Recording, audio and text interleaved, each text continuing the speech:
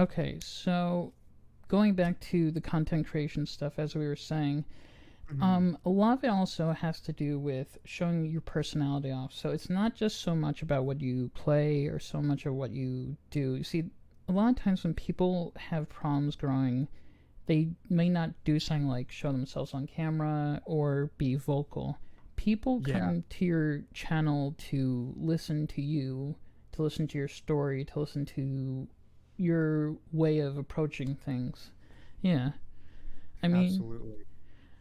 and yeah, What mic do I have? The Lewitt LCT 440 Pure. yeah. Great. Really good mic. Yeah. It's looks aside, it's very comparable to the Rhodes quality wise. Yeah, I mean, I like, I went for these microphones partially for ASMR, but I also went, for stuff like this too. I mean, honestly, and that's another good point too. Microphones, guys, are absolutely critical. I know a lot Hmm. of people think something like video is going to be very impactful, but actually, when your audio is better, people will come to listen to you to watch you. Absolutely. Yeah. Universally, your audio makes or breaks your stream or your video a lot more than the video portion does. Oh yeah. Only Hey, hear you what's up, only Becca? you hear you on the right. Who? Which, Hey, Rebecca. I'm gonna give her a shout out. if not, I'll hook up my other microphone. If that's the, is it me just on the right? Wait a minute. I think I on my end I hear you in both Yeah. ears. Who knows, guys? You see, this is the great thing about being live. Let's see. Yeah. Yeah, if you Y- have a technical screw up, you can have your viewers help you fix. If it's Yeah. recorded, then Yeah, that's another thing too. you just don't realize it until the end. Oh, Um, encrypted, it's the Lewitt LCT 440 yeah. Pure. Um, but I'm doing good, Becca. Doing good. Hey, what's up, Jocelyn? Yeah. But yeah, guys. I mean, one of the things I like when I started my channel, I'm even sure Keith too.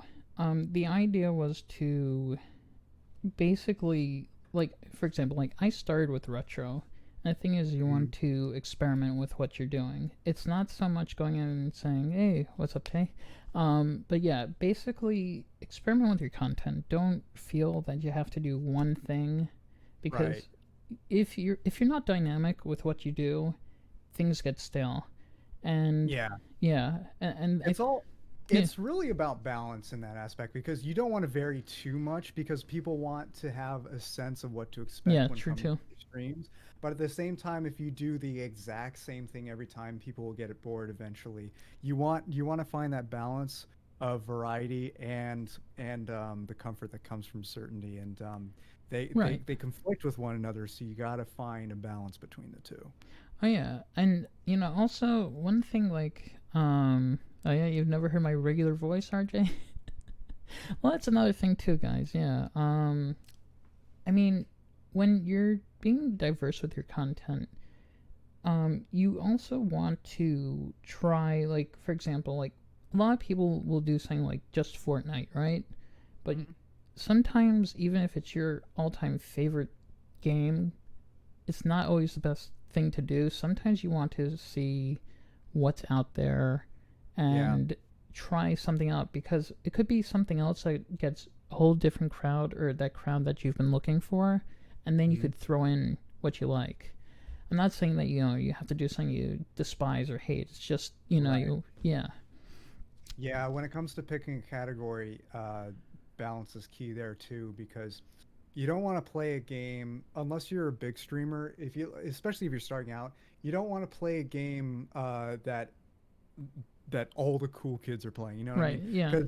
Because what happens with Twitch is Twitch's discoverability kind of sucks compared to say YouTube.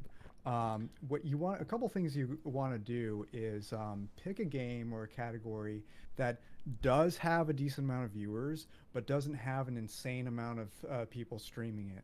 Like Fortnite, everybody's going to want to stream Fortnite Yeah, because it's a absolutely. popular game. A lot of people are watching it and everyone's playing it. But the problem is Twitch sorts streamers by by viewers, Oh yeah, and absolutely. they put the ones with the most viewers at the top because that's Twitch's way of measuring value. They measure by the numbers. They don't have a more complicated system that takes other things into account, unfortunately. And because of this, when you're starting out, you're going to be buried miles beneath, and no one's going Oh to yeah. find you. So instead, what you should do is two things: stream something else, something that has a fan base, but isn't so overly saturated, so it's easier for people to discover you. For example, playing a classic game like Super Mario World, Right. um, or playing Jackbox. Jackbox is great because it's interactive. People can play with you and other people in the audience. So that's a lot of fun. People love to go to those, and it's not oversaturated like Fortnite or Call of Duty. Right. Not that there's anything wrong with those games, but those are more ideal for people who are starting out. And also, and Josh is an exception to this, Thank but you. Thank you. I but I guarantee for most people you got to do this. Start a YouTube channel Oh yeah, or start a absolutely. TikTok channel or start an Instagram channel. Build an audience on another platform that has better discoverability, more searchability. That's how I got my following. I started on YouTube Yeah. and half a year later brought that following over to Twitch. My Twitch following is now much bigger than my YouTube following, but when I started when I started Twitch, I had probably 400, 500 subscribers on YouTube Yeah. at the time. And so I people who knew me on YouTube came over to watch me on Twitch, and because of that, I had viewers. And when you have some viewers, it will make it easier for you to Right. have more viewers find you on Twitch. If I guarantee you, I would not have my following is still relatively small. But I'm you're growing. representing You're growing. I I'm representing the affiliate side of this discussion. Josh is representing the partners Yeah. perspective, but I digress. But uh, I would not even have the following that I do have if I didn't start on YouTube. Right. Part of the reason, and another thing you could do, of course, is get well acquainted with the community in the niche that you're going for. ASMR is a great niche. It's a great Oh category. yeah. It's great for growth because it has that balance I Right. mentioned where it's not oversaturated, but it's incredibly popular.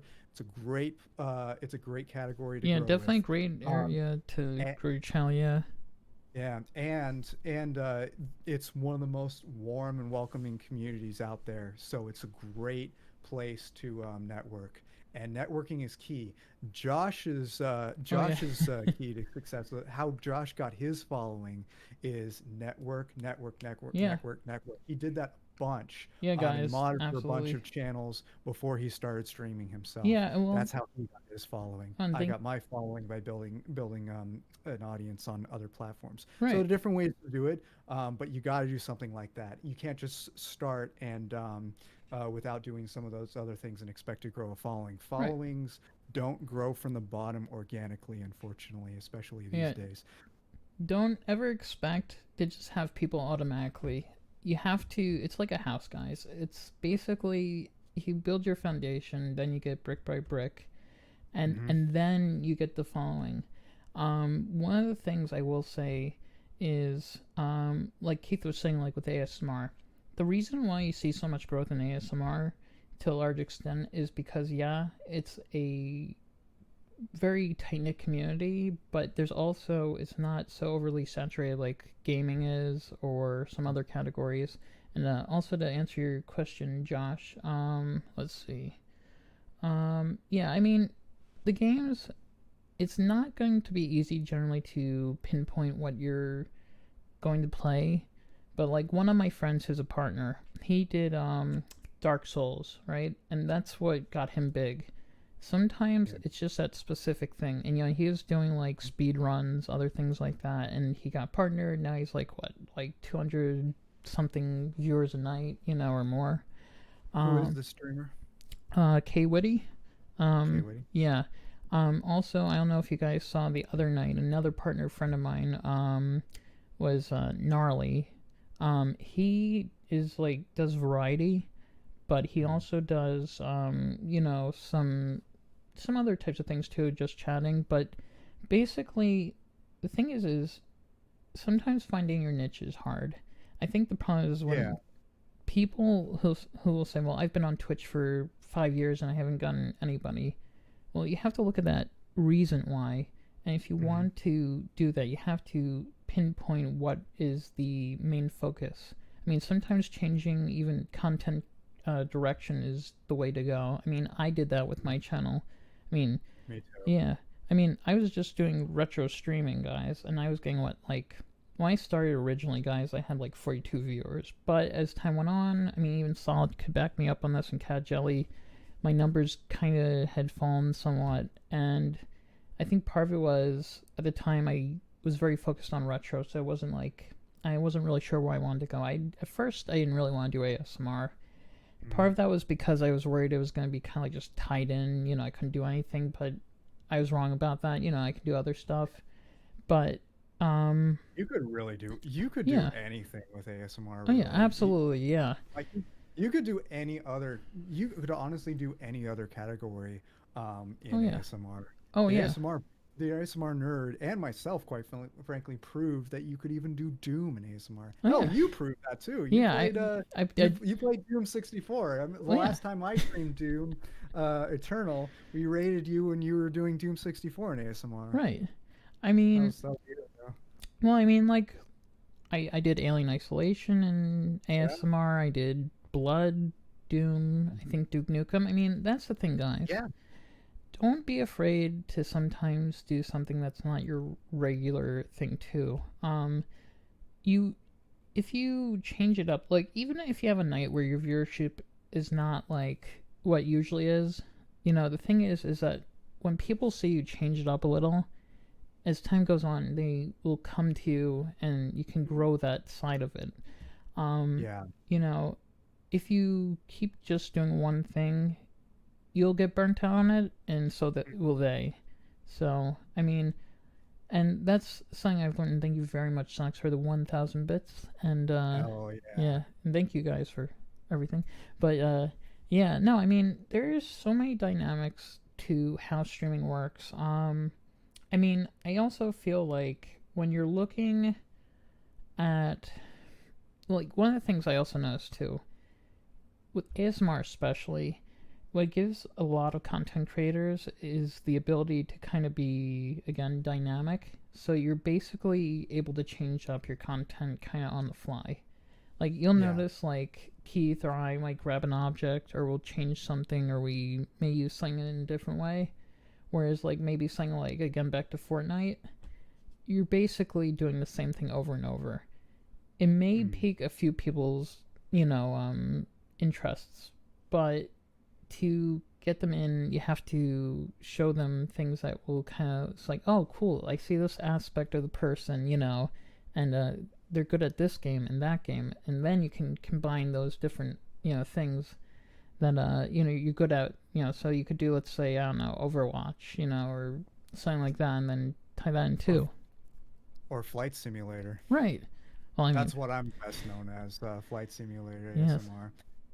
Captain I Cam, what? Captain Cam, or Captain Keith. Captain Captain Cam with a K. Yeah, right. Got to be on brand. Oh, we got a raffle going. I'm not sure if we're doing ASMR or not tonight. I may. We'll see what's happening. But I thought it was just a good idea to kind of try something out tonight. But yeah. I mean, we'll see what's happening. I'm feeling a little better for my shot. I don't know if you guys know, but I got my shot yesterday. I surprisingly have had almost no symptoms from it, so I'm actually really happy about that.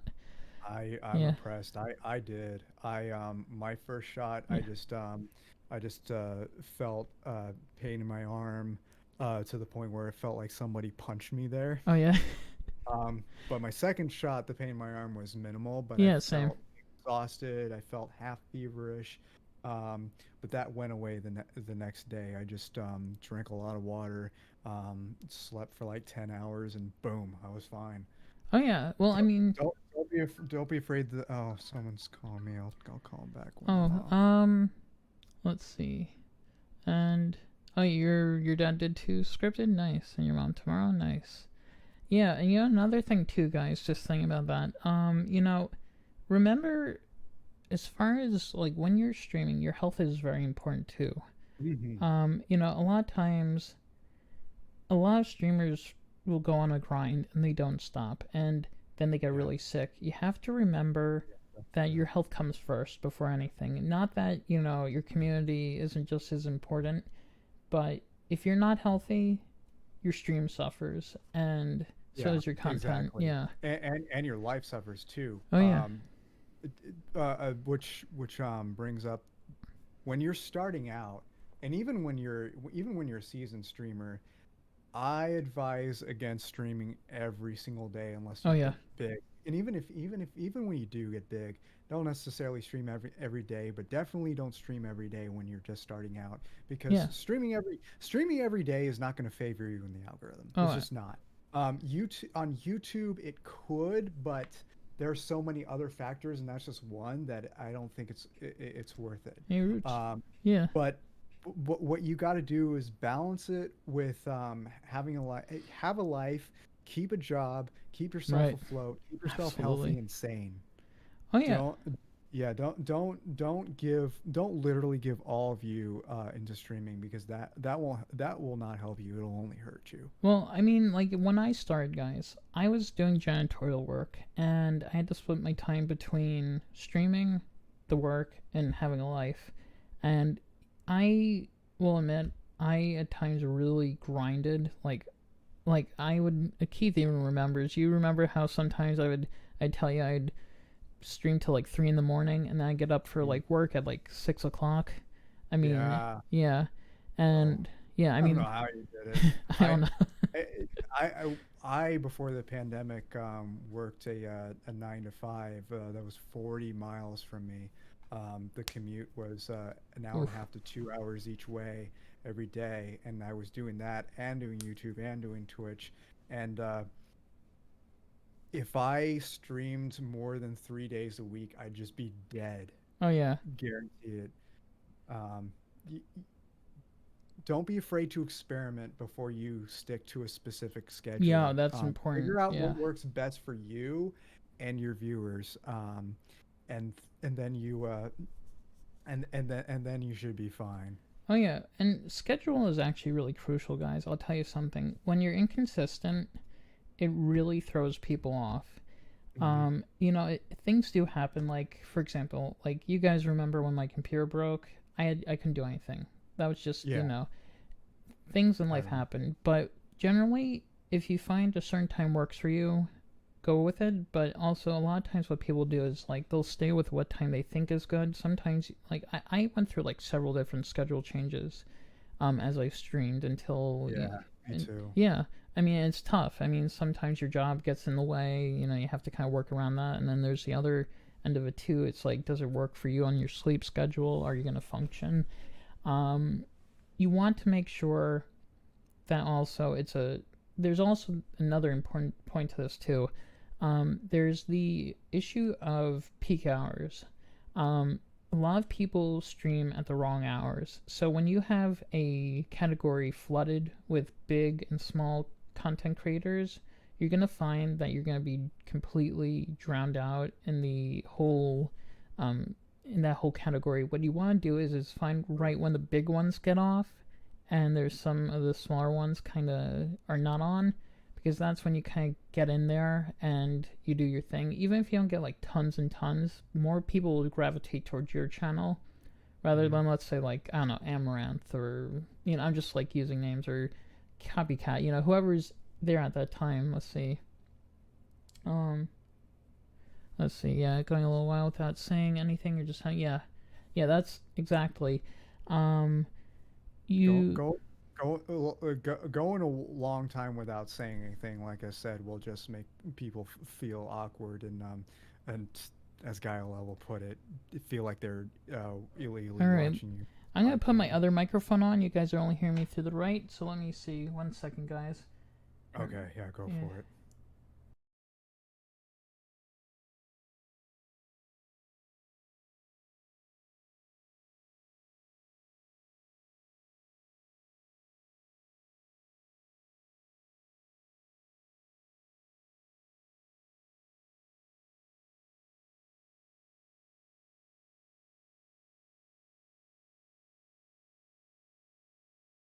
All right, you guys can hear me on both sides. It sounds about right.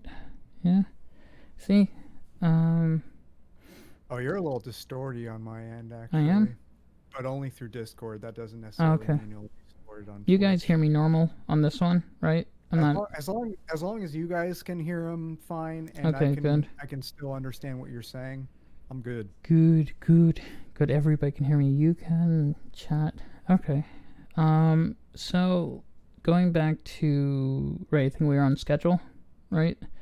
Yeah. Um, One of the things also too is when you're considering your stream. Thank you. Yeah, I know it's really good microphones. Um, Yeah. but yeah, basically another thing you have to consider too is going back to the times. A lot of people don't think about how many people are going to be on. So what you want to do is kind of see, like some sites will actually tell you when peak hours are and when they're not. Yeah. And if you find, even if it's not peak hour, but if you find you're getting more people in that time, stay with it. I mean, it took me about, what, a year and a half, guys, to get my thing fully as it was.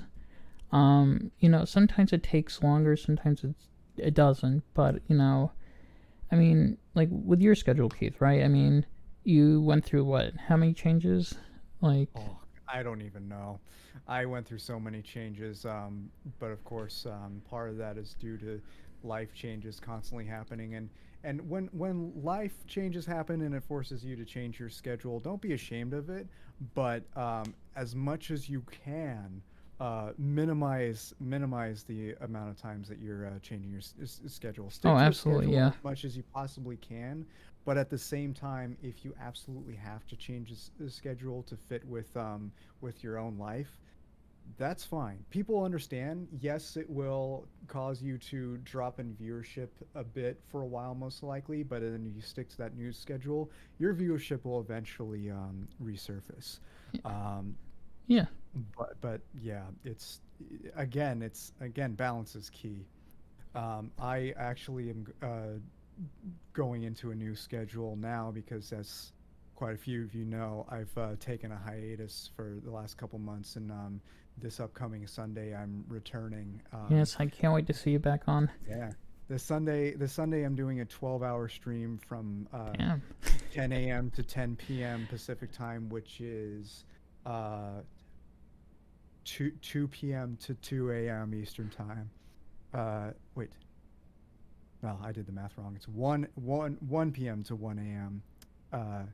Eastern time, and then after that it will be Wednesdays and Sundays at 7:30 p.m. Pacific time to 11:30 p.m. Pacific time. Right.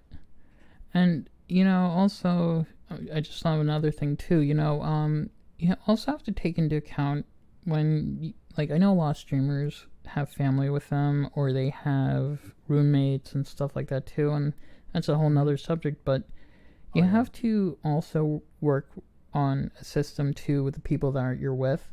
So Yeah. at the times that you're streaming or you're doing YouTube or whatever, try to make sure that you're on the same level. I mean, is just like, make sure that they work with you. Let's see. Absolutely. What's up, Hellcat? Let's see. You got a big question you need answered? What's your question? But, yeah, like I All was right. gonna, but yeah, like I was gonna say is basically you, like, I'll find a lot of streamers who will say, well, I have this issue, like, and thank you very much again, Socks, for gifting Philly tier 1 gift sub. But yeah, you'll find that streamers will say, well, there's too much noise in my house. I can't do this. I can't do that. Well, the thing is you have to kind of get your family, your friends aware Yeah. that, you're trying to do this not, well, I guess you could say as a job. So even if it's not your main job to start with. So we'll get to that part later. But basically you want to make them aware that it's very important, for your growth and for your channel at, long term. Because of course, like anything else, if you're listening to a radio show, right, and somebody's screaming in the background, the guy is trying to do his thing, are you gonna really want to listen to that? No. um, Yeah, or even worse, they're listening to music or watching TV in the background. Your mic picks it up, and you get DMCA'd for right, it. that too, yeah. That could happen. Let's see. Very So, important you avoid that. okay, you said, okay, so I'm able to be affiliated on Twitch, but my parents are worried about, oh, your social security, yeah. Information Twitch. Do you have to put, basically, so, That's for your tax yeah, info. that's just taxes, yeah. Yeah, you have to fill that out for tax purposes. Yeah, Legally, they cannot leak that info to anybody else. That goes to Twitch and Twitch only, only for tax purposes. yeah. It will not go out to the public. Yeah, that's a thing, guys. If you're going to be, if you want your child to be monetized, you absolutely need to. The only thing is, and also another thing too, that a lot of people don't know is when you get money from Twitch, it's just like if you were doing a normal job. So whatever you make on Twitch has to go to taxes. That has to be checked on. Unless Yeah. you make a teeny amount in Like, the year, and the IRS doesn't even yeah. care. That can happen. But if you make a certain amount, then yeah, it's I gonna think be it's like what, taxed. under $100. I think, right. It's more than $100, but I can't Yeah. remember the exact amount. I don't want to give out any misinformation, but Right. Let's see. if you make a certain amount, you should get like I can't remember the name of the tax form, but you'll get a tax Right. form Oh, just like W-9. just like you get a W-2 at a day job. Yeah. It might be a W-9. I'm not sure. Yeah, I know. There's so many guys. After a while, it's like they all blend in which tax form you're gonna do. But Yeah, and of course, if you're in another country, your tax laws are going to be different. So, do your research on Twitch and your local tax oh yeah. laws. So. Let's see. How long does it take to set up everything for affiliate? So, let's see. And scripted set. Let's see. I tried streaming at a point I would do like 12 to 3 a.m. Yeah. I mean, if that works for you and you find that people are coming into your channel, I'd say go for that. If you're finding that's not working, you can work with your family. Tell them what you gotta do. Say this is a specific time I need quiet from this hour to this hour, and if they're willing to work with you, that should be fine. And then going to Hellcats. Let's see. Honestly, the only thing I think I had to do was go to the bank. As far as getting the thing set up, get linked, all that. So basically, you have your PayPal, and you have your Streamlabs, thing, or well, whatever one you're using. So like I have Streamlabs for donations. And I have Stream Elements. Yeah.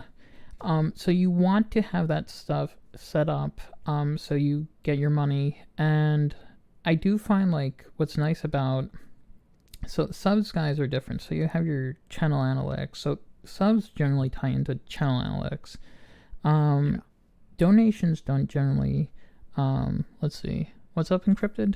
There we go. Tax information. Thank you very much, sir. That I'm definitely gonna look at. But yeah, going back to what was I saying? Oh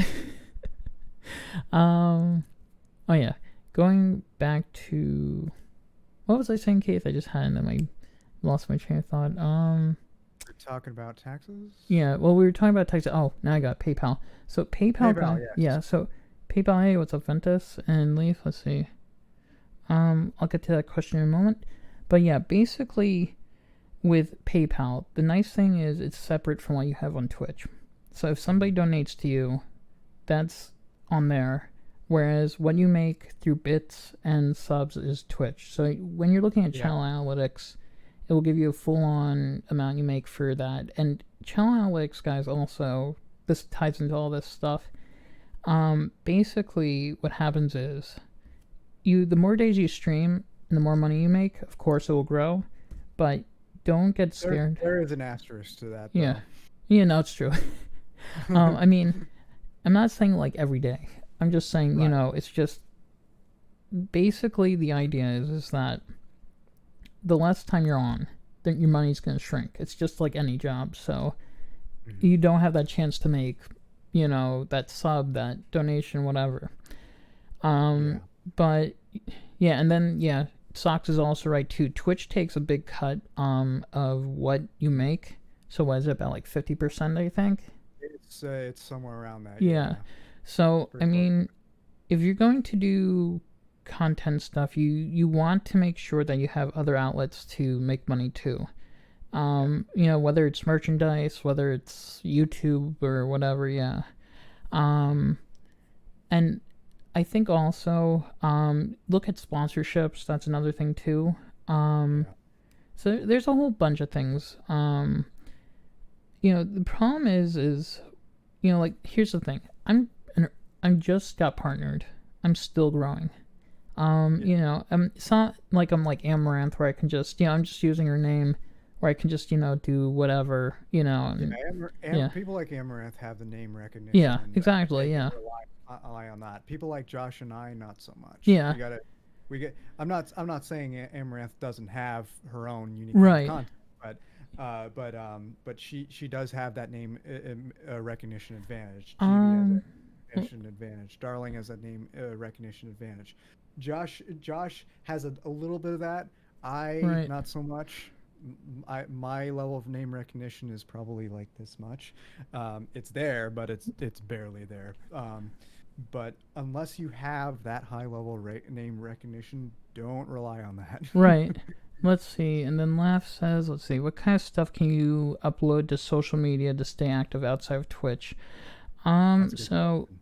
like with ASMR, for example, like I need to get better at that. That's where Keith completely does way better than I do. Um, I'm all right. well, Well, you know, yeah. on social media, it's all about interacting with your audiences, building relationships, Oh yeah, having fun with each other, getting social. That's why it's called right. social media. A lot of new creators think social media. Yes, Ventus, I Yes, do he do is an ASMR. ASMR artist. Yeah. Uh, but a lot of people who get into social media like make a new account to promote their channels. Yes, that is critical, but don't make that your primary focus Right. in because if all you do is spam your link, Oh yeah. people aren't going to check you out. They're going to think that you're just begging for people That or a to bot. come to your Yeah. stream. That or a bot, yes. What you want to do instead is build relationships with these people in the community. Oh, Uh, absolutely.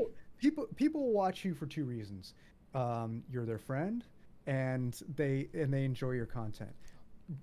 Make friends with a bunch of people genuinely. Don't be fake, obviously. Genuinely make friends with a bunch of people and show why your streams are valuable. What I love to do sometimes what I like to do is I like to put a clip of some of my old streams to Right. show what my streams are like, show the entertainment value, show the relaxation value of it. You And have great clips. same with YouTube. Sometimes when I make a YouTube video, I take a portion of it to put up on Twitter as a little teaser. Right. So this is coming out in a day or so, or whenever it's coming out, and you'll see what it is. I promise you that increases the likelihood of people wanting to check it out when it comes Oh out. yeah. Not again, not everybody will. It is the nature. See, I I worked in marketing in my last job as well. Part of my last job involved some marketing, and we did email blasts. And every week we'd check the analytics. We'd check how many people clicked into the email, how many clicked into people clicked into each article we linked, and then we'd see our numbers and pay attention to what worked, what didn't, and wherever it didn't, we think what can we do to improve, and what did, we think about why we did well. Think analytically. That's why it's called analytics. Analyze your performance. Right. That is crucial, and don't be afraid to experiment. Another thing I want to point out on social media, and this is something that I've been guilty of a lot, is be careful when sharing opinions. Oh, absolutely. Oh, yeah. Especially never get political. Never get political unless you're a political channel. Yeah. I never get political, Me but either. Yeah. I do share some other opinions and whatnot. And when you do, make sure that those opinions aren't like super super divisive. You don't want to get divisive. And when people disagree with you, acknowledge the fact that you can have some disagreements without being enemies or Oh whatever yeah, you want to call it. absolutely. Yeah, you do. The bottom line is you want to connect in meaningful ways, and you don't want to drive people apart, because if you Right. do that, it drives people away from you. Do not go into social media with a divide and conquer mentality, because you will divide but not conquer. Right. And It doesn't work that way. yeah, and thank you, Socks, and thank you, Guilty Boy. Yeah. But yeah, it's true. One of the things, guys, I'll tell you this. I've known some people from Twitch. I won't say names, but it's not good to be overly political, because it's not, because basically what happens is there, it creates not just a divide, but you also get people who get stressed out and angry, not anger. So basically when you're doing your content, whether you are right wing, left wing, center, Yeah. sometimes you can say something, but it's generally better to just keep it out of what your content is. Also, Absolutely. you have the other issue too in today's culture of the cancel stuff, which is something I think is important to bring up. Sometimes it's better to be private about your opinions. I think Yeah. that's one thing, is that a lot of people like to be very vocal. They like to just say what they believe. And yeah, it maybe in the past it would be better to do that, but it's better to be upfront, but not to be like saying, well, this is my way or the highway kind of mentality. Yeah, If you, exactly. yeah, you want to be open to everybody's opinion, whether you think it's completely wrong or it's right. And even that ties in with content, Yeah. because, you can have somebody who says the most vile things. I mean, I'm not saying that you should allow it, but, if, let's say, they say in private and then they don't say in chat, that's their thing. Do you have to Hmm. agree with them? Do you have to be nice to them? No. But the thing is to basically keep all that You want to be stuff out. civil. Yeah, you want to be civil. And, listen, I've heard all kinds of stuff over the years, even before I streamed, but I always made sure I kept things civil. And, Absolutely. yeah. Hey, I'm doing good, man. How are you? And, Yeah. let's see. One thing I can promise you that will happen to you from time to time is that, um, and again, not naming any names or getting Right. into any specifics, but sometimes people come to you saying, so and so is saying this thing Right, yeah. about so and so, or so and so is doing this thing about so and so.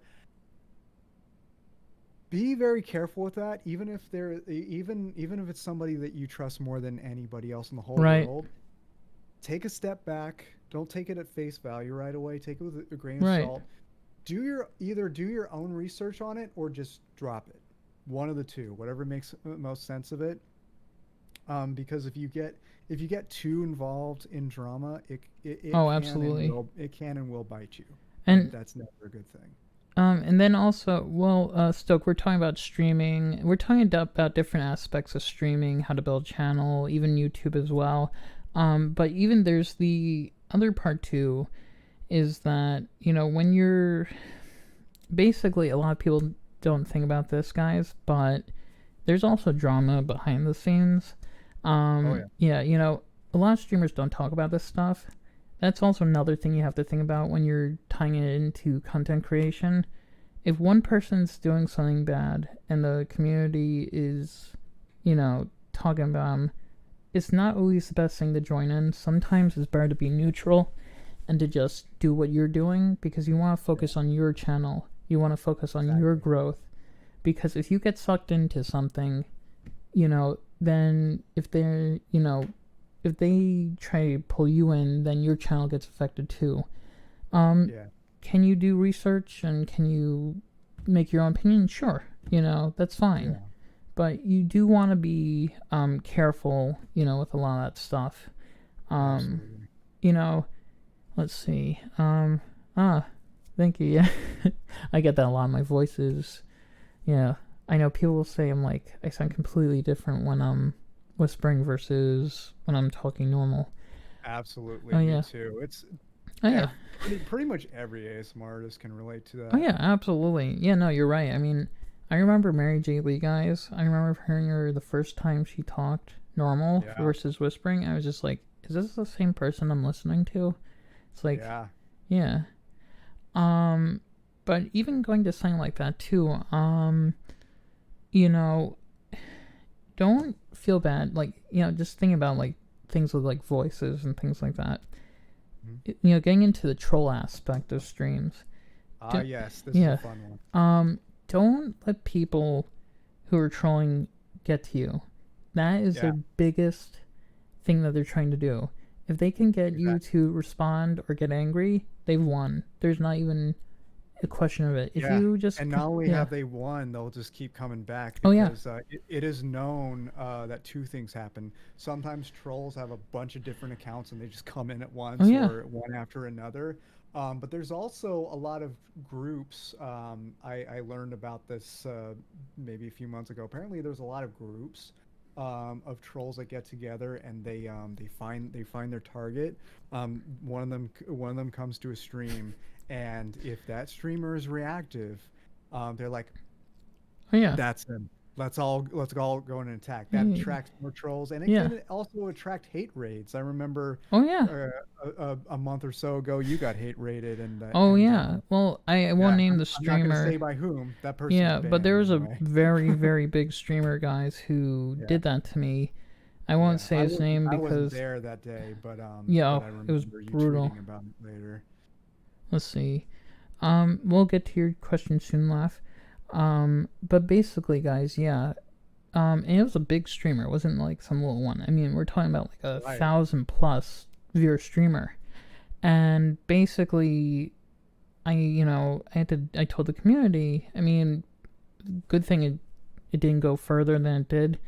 But he was Yeah, relentless. His viewers were going after me, all kinds of stuff. And basically, what I found out what to do was not to respond to them.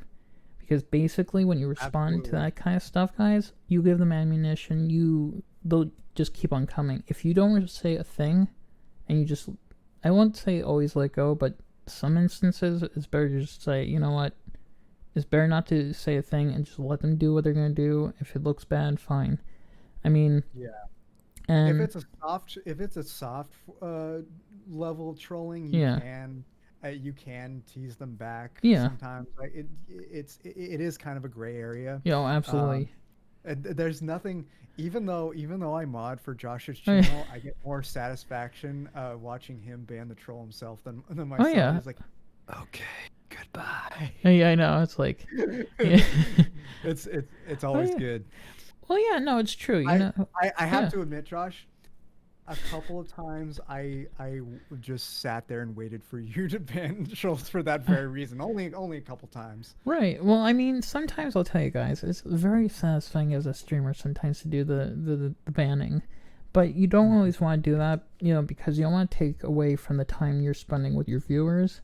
Yeah, yeah, Remember, trolls are there to distract you. They're trying to mess up your yeah. content. They're Yeah. trying to tear you down. Yeah. Ah, thank you, Joe.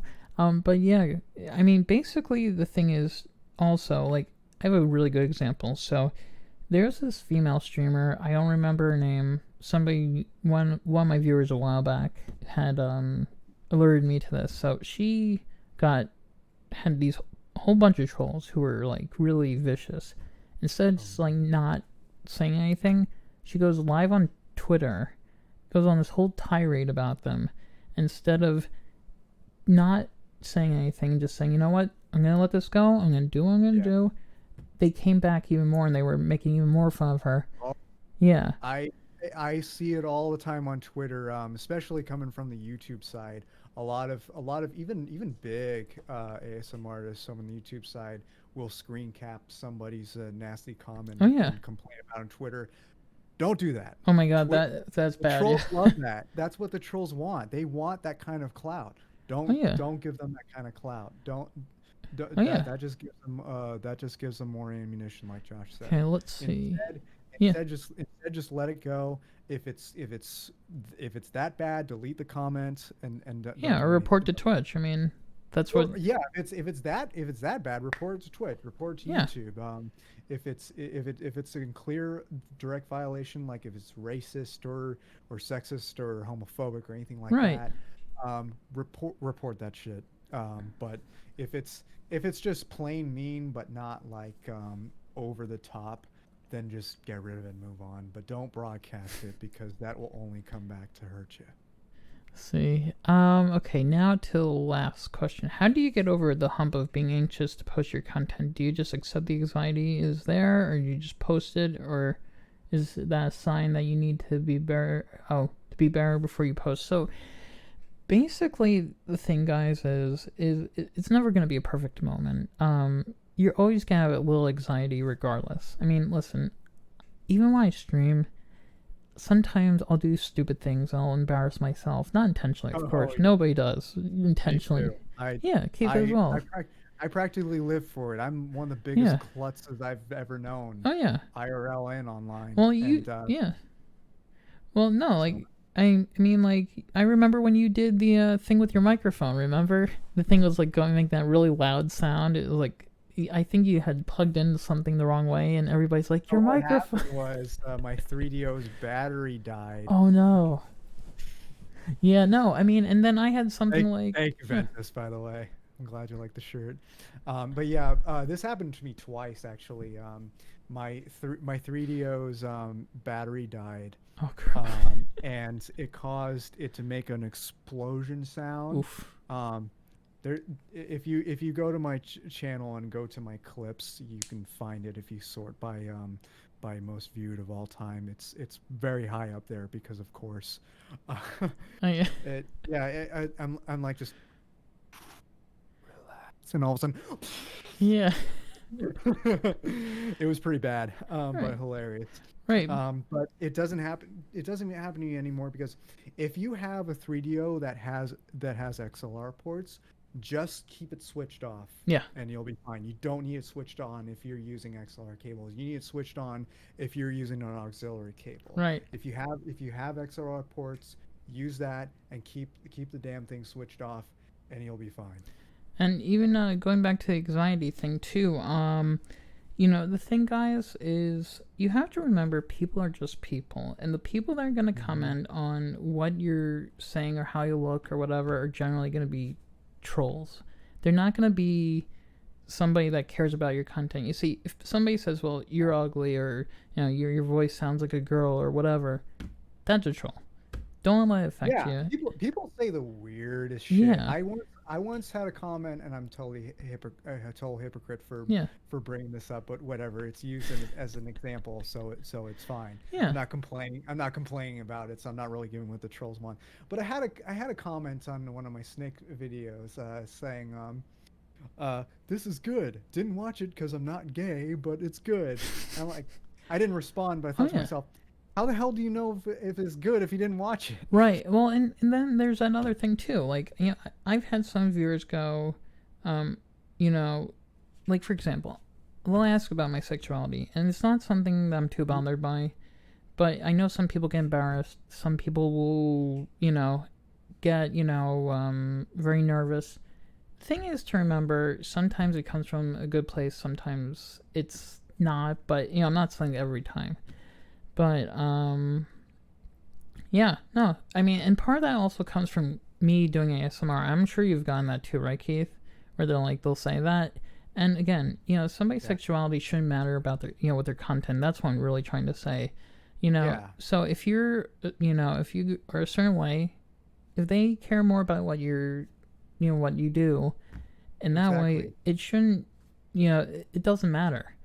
In most cases, your sexuality has fuck all to do with your content. Right. It really is right. irrelevant. And that's why I'm just trying to like tie in things like, you know, whether it's, you know, ways you think or like what I just said. Basically, yeah. You know, don't let them make you feel embarrassed for that stuff. Basically, be happy with what you do your content. And, you know, and then there's also the other point of, you know, like whether you have one person or you have 1,000 people, you just think about it this way. basically that one person or those 1,000 people generally have good intentions. So Yeah. you don't have any need to be worried about all of them. I'll tell you, Yeah. like even copycat guys. Like I mod for her. She's made mistakes. I mean, she's had like the frog in the throat thing, and people Oh. just laugh at it. I I mean, burped on stream yeah. quite I a few mean, times. yeah, Oh, I me burped too. on stream on purpose quite a few Yeah. times. So good. Let's see. Should you delete a troll's comment if it's not too bad?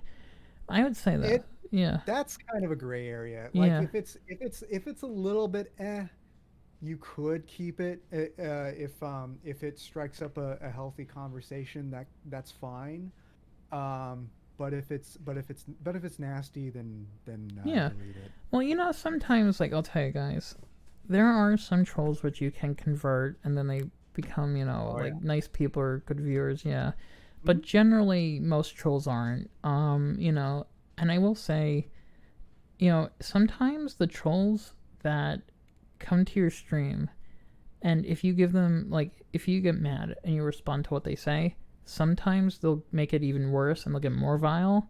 And sometimes if you don't respond and you just kind of don't say a thing and you just move on to the next subject, sometimes they'll just be like, okay, fine, I'm Yeah. not gonna And continue. and Yeah, if you're a mod and somebody's being rude but not vicious, yeah, you're right too, don't be brass. don't be Yeah. afraid to don't be afraid to call them out and let them know Oh yeah. that they're being rude, and explain why, Yeah.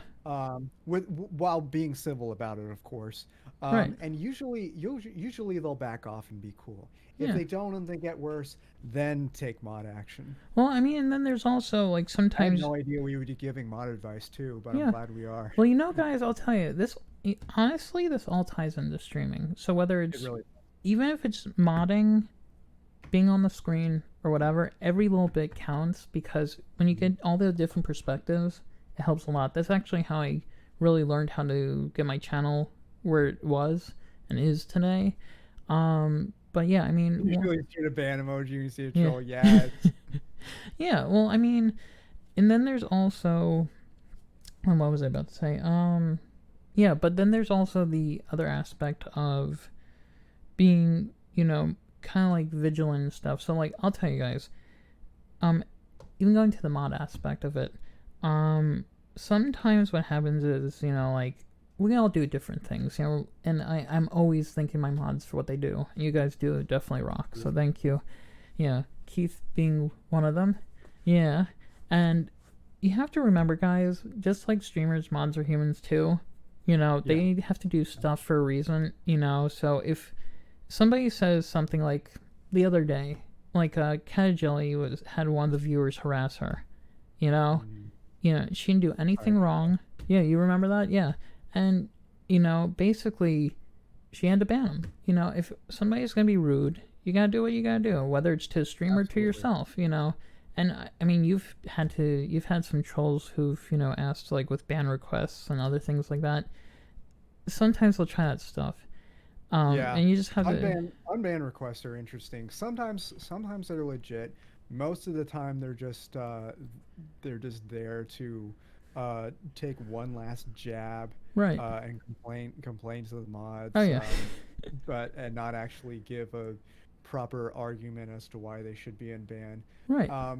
But don't let that get to you. When unbanned requests were first introduced to Twitch, I hated them with a passion. They drove me nuts.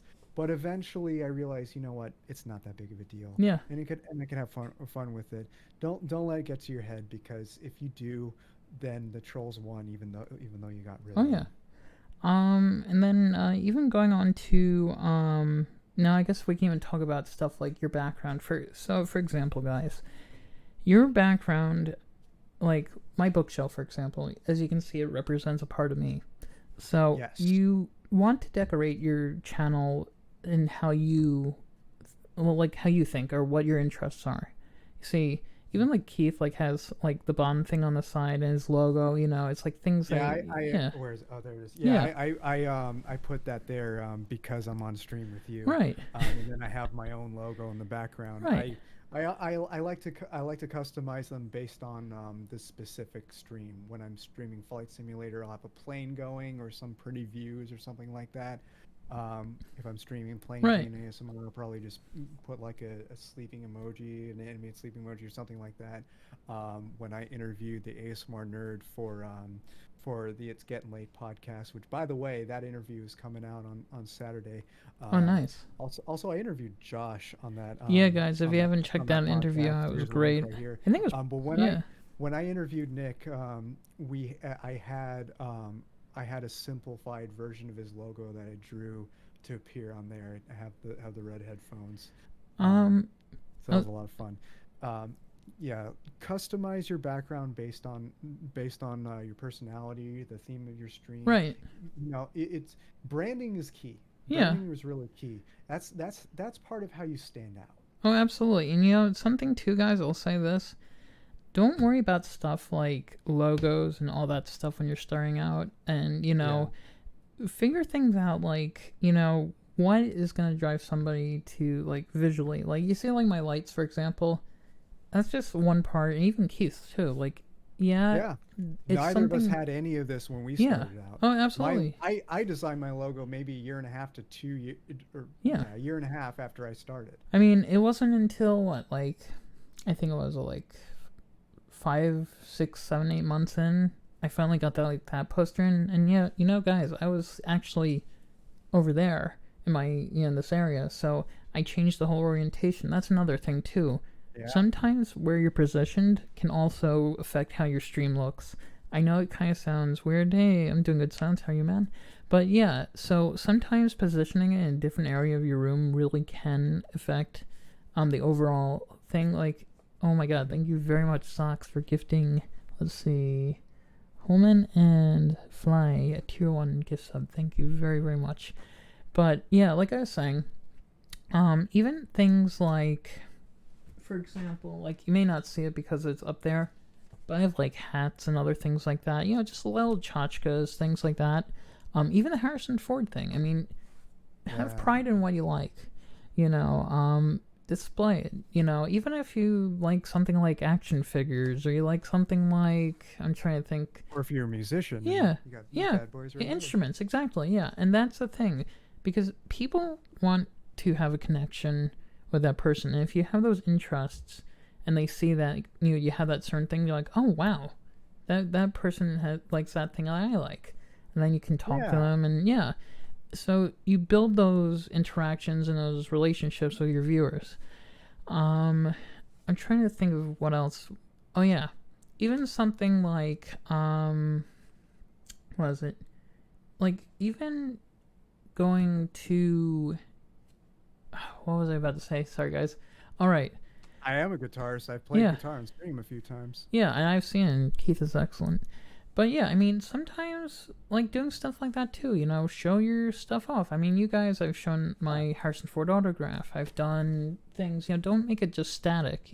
Be happy about it. Yeah, do it. Yeah, do it all. But also, I'll say another thing too. Going on to the next part, like since I guess we covered that part, there's equipment. So with equipment, one of the things I think a lot of people make mistakes on is not doing their research, and they'll just buy something. Like when I bought my stuff, guys, I did a lot of research. I looked at my monitor, I looked at my laptop, I looked at everything. Look at the performance. Look at things that are gonna really make your stream work. Absolutely. Yeah, and each and every little thing that we're talking about really ties in. But like for example, Don't be afraid to overload. Don't be afraid to go slow with yeah. getting your equipment when Oh, you start absolutely, out. yeah. I mean, A lot of people invest so much money in equipment when they yeah, start out. When your content isn't about your equipment, it's about right, you yeah, and what you do. Equipment is secondary. It's a critical component, but that honestly should come later. Slowly build on it. Like when I right, started out, I used a Blue Yeti, like yeah. most Same here. people, and it's Yeah, great. It's a great mic, but I eventually switched over to the 3DO and the yeah. Lewis. I Um, mean, with the and Audio I Technica, and I yeah, still use the Blue Yeti sometimes. But let your content evolve over yeah. time. I mean, one of the things I'll tell you guys, like, initially when you start, you do want the most important things to basically put your mind into is the microphone and the computer. You'll say, why not the camera? The camera is one of those things that can eventually be upgraded. Your computer does affect your performance of your channel, believe it or not. Whether it's your graphics card or it's your CPU. Because those things will, when you're doing like OBS or you're doing, let's say you have like something going on in the background, it doesn't have to be a game, it could just be a graphic, that keeps going. Yeah. If those things start lagging, then it affects your, how your stream works. And of course, that's another thing. People might be like, why am I watching this if this is, not working right? So, and then you also have the part on your side. Like, so like when I was looking at monitors, I invested a decent amount of my money into it because, I've also saved a lot of my money when I was younger, and this was something I really wanted to put myself into. I didn't, spend the whole thing, but you get what I mean. It's just I put enough aside that I could be able to get decent enough equipment, see how it worked, and then went from there. And if it worked, good. Yeah. If it didn't, at least I had a nice enough setup. But you don't want to be like, spend every penny that you have. Yeah. Don't get yourself deep into debt. For this, it's not worth it. Oh no, absolutely not. And then you even tie the other part too. There's also with tying. I was just thinking about even with the work aspect of this too. To be able to also get stuff as you grow until your stream can be sufficiently, stable enough, or you have a way to have alternate income. I don't recommend doing this as your main job until you really have a good enough following, and that's And honestly, even when you do, it can't hurt to keep a day job. Articulate Design is a perfect example. He has a huge following over on YouTube. He could easily make a living doing ASMR full time, but he chooses not to. He chooses to keep his day job and do ASMR. Right. And he lives very well that way. Yeah, and listen, I'm trying to do this, guys, as my full-time thing. And we'll see how it goes as time goes on. I'm hoping this channel will get big enough that we can all, really, I can do all kinds of stuff as time goes on. I'm sure Keith will hopefully eventually too. I want to see him get partnered. I would love to be able to do this full time, but actually doing this full time as it being my sole job, I don't see myself doing that because I can't stand doing just one thing. Everybody's different. I'm a bit of a workaholic, to be perfectly honest. I'm always doing things like I'm doing this, doing YouTube. Right. I'm doing commissions for other artists. Doing freelance work. That's how you should do it. Work after being laid off at my last full-time job due to the pandemic. I'm in the running for a couple other jobs, right.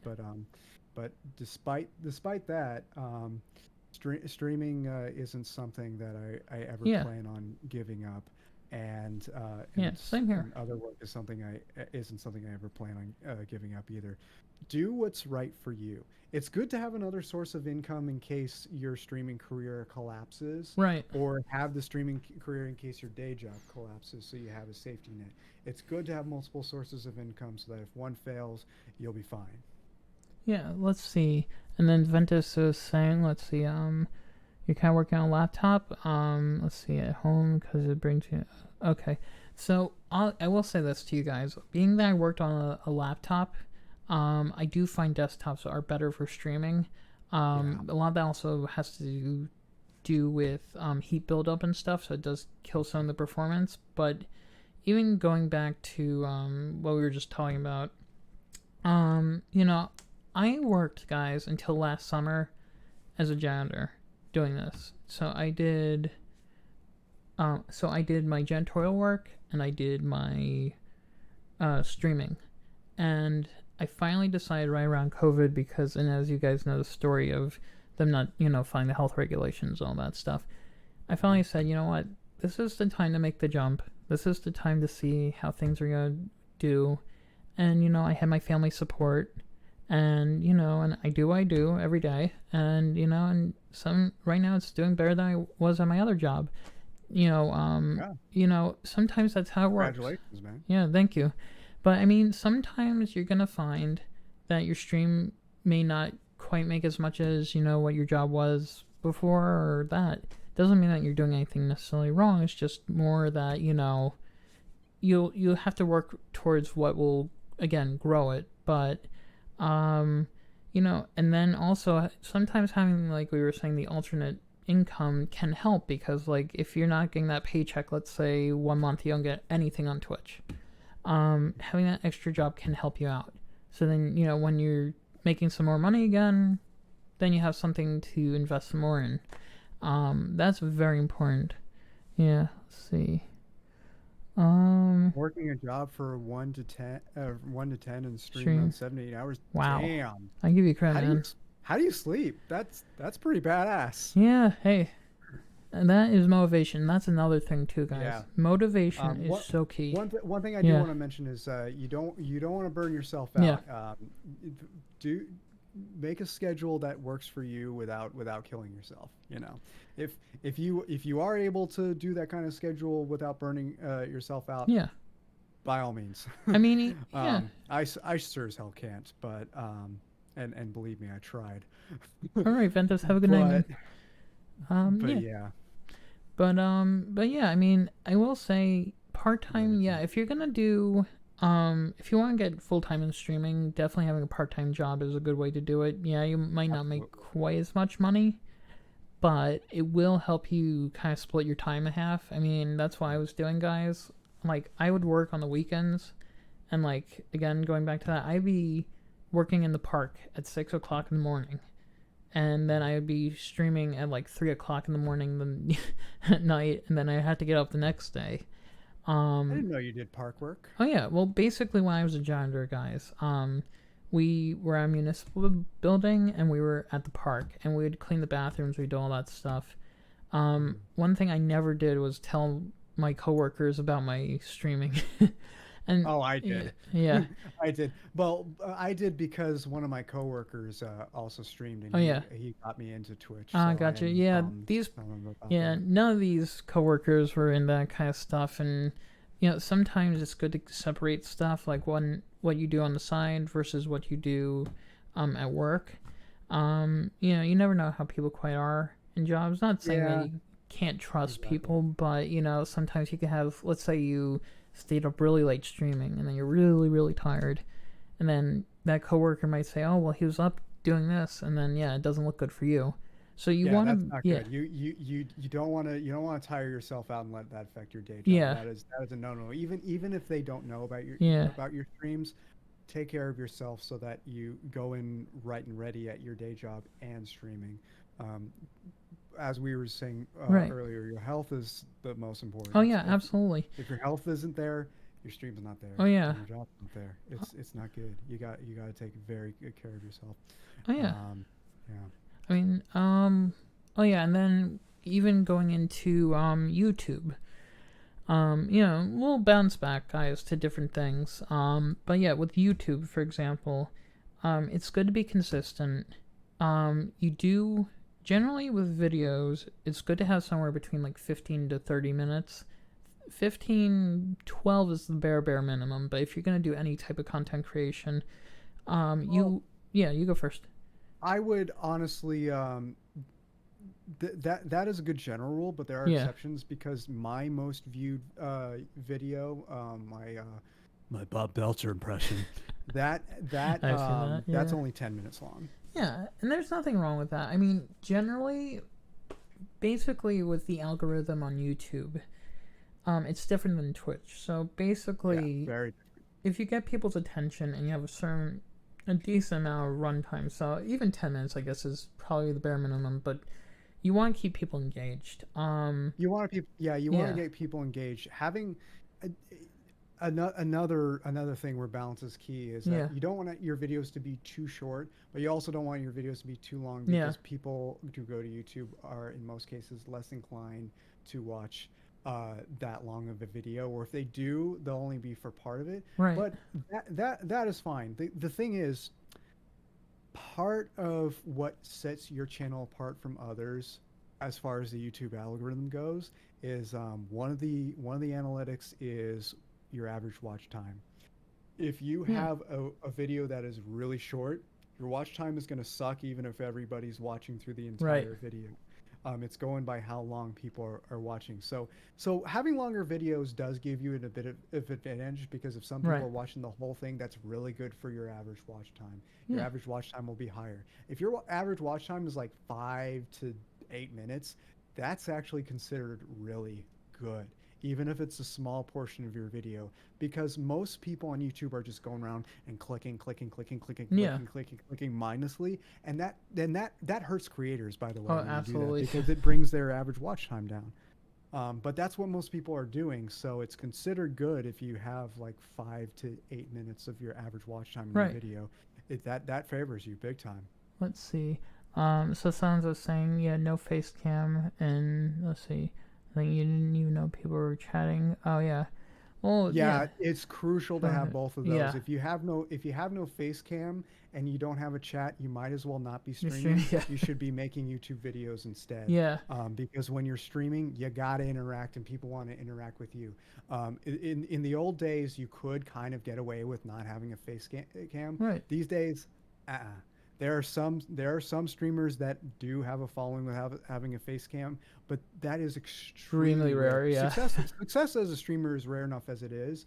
Um, you're limiting yourself even further if you don't have a face cam, and you're Oh yeah. limiting yourself even further if you don't talk to your chat. You have to engage Yeah. with your chat. If you don't, Oh do yeah. do videos instead. Yeah. Well, I mean, And even yeah. then, when you're doing videos, interact with the comments. People Yeah. want you to interact with them because if you don't, they don't. They're probably not going to care, Right. unless unless it's like they're watching for the video itself. But in Right. most cases, when you're not, if you're not like a corporation or something to that effect, you're going to want to engage with your audience. And of course, if you are a corporation, you should anyway, because Right. that always driving engagement increases Oh, viewership, absolutely. and increases your success. It's Oh it's yeah. it's fact. I mean, and even when you can even tie YouTube and social media together, guys. One of the biggest aspects too. Like now they even have something like YouTube Shorts. So even if it's not the content you usually do, sometimes it's good to tie that up. I mean, I'm probably like that video I posted, guys. I put in my regular YouTube. I'm probably going to put in YouTube Shorts as well when I get some time. But yeah, even little blurbs like that are good Oh, are you too. talking about the mixer Yeah, tutorial? yeah, yeah. I mean, Yeah, even we're stuff. not talking about the streaming No, platform. no, We're no. talking about a physical, literal Yeah, mixer. yeah. So basically, like that, the reason I did that too is because I also wanted, like I said, I wanted to do educational stuff. So even though it's like a minute and a half, it still gives somebody, if they're looking for something and they need help, that kind of thing. I mean, sometimes it's good to deviate from content that you usually do, even on YouTube.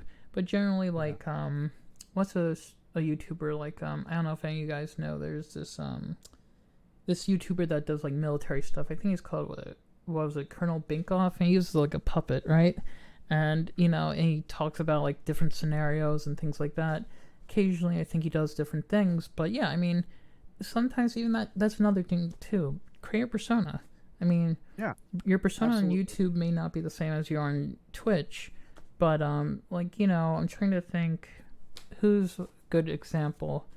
I guess what, like Frivy, for example? Markiplier. Yeah, Markiplier, or you even have Frivy Fox. I mean, you look at her, Yeah, like absolutely. she's very gentle, very, relaxed on YouTube, but then you see her on Twitch, sometimes she's a little more, energetic, Oh and yeah. yeah, and she's, gaming, and she has Yeah, all the different, yeah, Fribby is super intense when she's doing anything that isn't ASMR, yeah, and I dig that. yeah, and that's the thing. I mean, don't, worry if you deviate a little, even on that type of stuff. And then even tying the social media aspect, like what you were doing the other day on Twitter. I mean, like you had where you did the thing where you're in the suit. You were doing the pun. Yeah, So that yeah, was a little fun exchange I had with Mike Talks yeah. ASMR. My allergies. He was like, I so one day want to be a boss and tell somebody you're late, rookie. And I can't remember what I said in response to it, but he responded to that. making a short video and at mentioning me saying, "Rookie, you're late, rookie." And then I responded with, "You know what, Mike? You're right. I am late." And I snapped and cut to me Yeah. being in tux and saying Right. fashionably late. And I had part of the jingle from GoldenEye's multiplayer Oh death yeah, I heard that. Yeah. to follow it. And I got him good with that. Oh yeah. No, I I thought it was wonderful. Yeah, that made me laugh.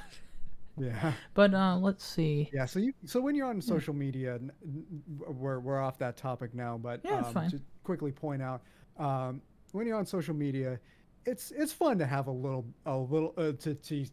It's good to tease each other every now and then, Yeah. as long as it's in good fun. Like we said, don't be dicks. Yeah. Be just have fun with each other. That's Right. all. I mean, but also I just thought about this too, and this ties in with both platforms. So if you're gonna be on Twitch and YouTube, absolutely link both of them. Link whatever other ones you're on, whether it's Twitter, Instagram, Oh yeah, whatever. All that stuff ties in to helping you grow as a streamer. I can't absolutely. guarantee that's gonna be, make you, grow 20 times faster, but it will give you much more trying to think more sway or whatever the word is. But yeah, Yeah, basically, yeah, it will give people the window to all the other yeah, things because it when you bring your YouTube audience over to Twitch, that helps you grow on Twitch, and then you grow on Twitch and you bring some of those new viewers over right. on YouTube and it helps you grow on YouTube, and it goes back and forth. That is very useful. Oh, absolutely, yeah. And also another thing too is don't be afraid to sometimes use your content from one platform or another.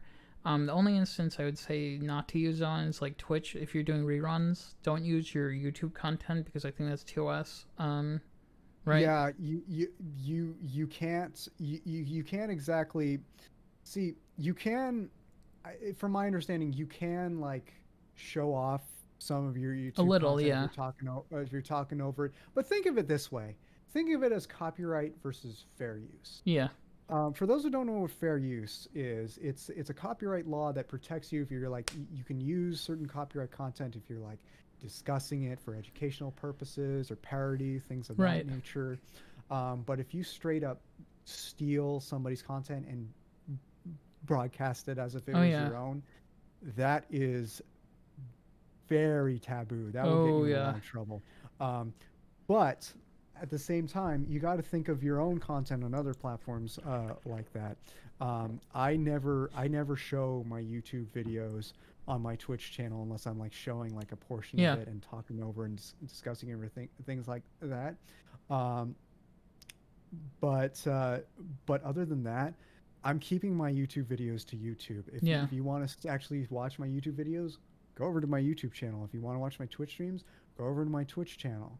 I will sometimes take my old Twitch VODs and add them into highlights and put them on YouTube. yeah. And But I'm that's not gonna. fine. Yeah, But I'm not just gonna put my entire VOD copied over to YouTube. yeah. That Well, I it's mean, yeah, you might be able to get away with that as far as not being in trouble, but I don't think that's going to help you grow because yeah. that just makes you look lazy and nobody wants to see that. Well, and that's also another thing too. I'm sure a lot of you guys get annoyed with is that you'll see some channels where they're literally just like looping something. That's another thing too you should be aware of. People generally want content again that's dynamic. Mm. Even if you do a little like show a piece of like one of the things I see some streamers do, they'll put like a clip or a portion of a clip from their video as like a waiting screen. So let's say that's Yeah, fine, that's not a that's problem. yeah, that's fine. Miss But Caitlin yeah, does that. She puts a little teaser of a video she has as right, part of her BRB screen, yeah, but she doesn't like show off the whole video. right. I mean, even Poggle Drop and Zombie Love, both of them also do kind of the same thing too as well. They'll take a clip, like I know Zombie Love does one where she's like, doing this and the hand movements. Yeah, That kind of stuff is fine. yeah, But and then there's also another thing, to help content creators. If you see people using their content, whether it's YouTube or it's Twitch, absolutely report that stuff, because that also takes away from them making, like a streamer or a YouTuber making their living. I know. Yeah, if somebody's Yeah. stealing if you're somebody stealing your content, do not let them get away with it. Yeah. Report them and have your followers report them too. Oh, Get absolutely. Twitch's Yeah. attention, get YouTube's attention if it's happening on YouTube. Yeah. Um, yeah, And stealing other people's content is one of the worst things you can do, um, other than slander, oh I yeah. guess, or And oh yeah. or other things I won't say on stream. But I No. think you get where what I'm alluding No, I to. know what you're saying. Yeah. And then there's also, I was just thinking of another aspect we can talk about. When you're looking at sponsorships, guys, be very careful unless it's a really, Yeah. really well-known company like Hmm. like Secret Labs.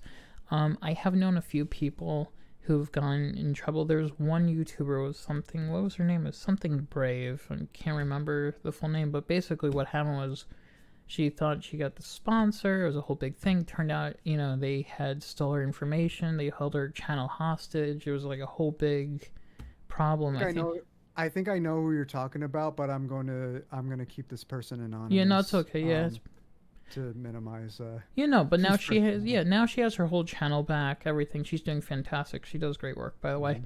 But no, it was just like, it was a big thing. It was on Twitter. Finally, YouTube did something about it. But yeah, the person, from what I was seeing in the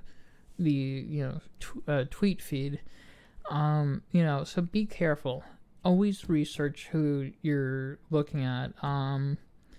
It's not that you can't take a chance with them, but like, even for example, one of the sponsors that I tried to go with, it turned out that they weren't really so much as a sponsor, but they were trying to make me like essentially buy the product to advertise their product, and that's not really a sponsor, guys.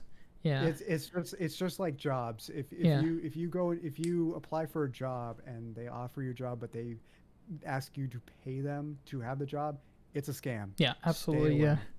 Same thing goes with sponsors. Yeah. And also, yeah, if anything seems too good to be true, stay away from it. Oh yeah. Yeah, I mean, if they're saying, well, we're gonna give you this and that, and you're gonna be huge, don't. No. Yeah. Those are all scams. Every single one of them. Oh yeah. What makes you huge is taking healthy steps Yeah. towards getting huge. Don't go into any get rich quick Oh, scheme. There's a abs- reason why there's a reason why we call them schemes. oh yeah. Um.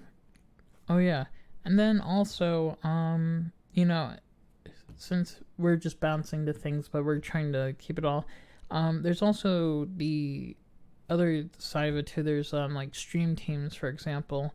I've known people who've gone to some big stream teams. I'll be honest with you guys. Stream teams do help to a certain extent, but not quite as much as people would think. I mean, Right. it's nice to have that support, but I think it's a lot more blown. What's the word? Blown up than it really is. I mean, unless you're like on a team with like somebody like, I don't know, what's his name? The one that does like GTA and Cryptid was telling me. I'm just using a name. I don't know if he has a stream team or not, but I'm just saying, like, if you were with somebody like with that size who like has like hundreds of thousands of viewers, okay. But if you're talking about like, somebody with 100 something, 20 whatever, it's good to have that connection. But you will find that sometimes a lot of these teams, like, you might talk to people sometimes, but they're not always, unless you're like really good friends like Keith and I are. But you'll still have that I'm trying to think. But the good part about a stream team, for example, is that everybody can have their content shown on each other's channels. Yeah, and plus Yeah. the camaraderie is awesome. Yeah, no, it's true. You I know, mean, that's kind of how I kickstarted my growth on YouTube. When my ASMR channel over there was about 3 months old, I was like around 100 subs, I think, oh yeah, something there. Um, it started to grow a bit faster when I got together with a group called Weekly ASMR. it was an ongoing collaborative project that lasted for about a half a year, and a lot of my best friends in the community that are still great friends with me to this day were involved in that. Yeah. Sleepy Kitty ASMR, now known as just Carol ASMR. She dropped the name Sleepy Kitty recently. She founded it, and what we did is every week we would all put up a video pertaining to a certain theme or certain trigger or something like that, and we'd promote each other's videos. Um, we'd all watch each other's videos, like them, comment them, and that brought us up Right. in the algorithm. Not for the sub for sub perspective, but genuinely enjoying each other's content Right. To and help. Yeah. supporting each other's growth, and that helps a lot. Don't be afraid to collab, but never sub for sub. Never follow for follow. One of the biggest mistakes people Oh make yeah. when they start out is follow for follow. That is terrible, and here's why. When you have a lot of followers but nobody's watching your content, I mean, it's one thing to have a lot of followers and having a few people watching your content. That's fine, that's normal. But when you have a lot of followers but nobody's watching your content, that that looks bad. Not only from the perspective of somebody that does come across your channel, but also from other creators and the algorithm itself. Right. It's just bad all around. Get followers the legit way by having people see what you do, and if they like what you do, they'll follow you, and Yeah. they'll come back every now and then, or even regular. But don't go for followers for the sake of having a large number of followers. That'll get you nowhere. Oh yeah. And then also, a lot of times, even making the part with the connections, sometimes even commenting on a video saying, oh, well, this is great content or whatever, Yeah, sometimes that will attract that content creator, and they'll say, oh, well, thank you very much. And then you can talk to them. And if they do yeah, similar stuff or they like your content, then you build that and then you can have a friendship. Um, you yeah. know, And and that yeah. also can bring other people to your channel too. Oh, yeah. Fun fact: I first discovered ASMR Zeitgeist by seeing one of his, and he was already a big channel at that point. By seeing one of his comments on a Whispers Red video, and it wasn't even a general comment; it was a reply to Gentle Whispers a comment Oh, on that yeah. video. Gentle Whispering left a comment on a Whispers Red video, and Zeitgeist responded, "You two are my tingle goddesses," or something like that. And I decided to click into his channel because he had ASMR in the name, and his profile pic was really badass. He's like jamming with his headphones. Right. I It looked saw that. really Yeah.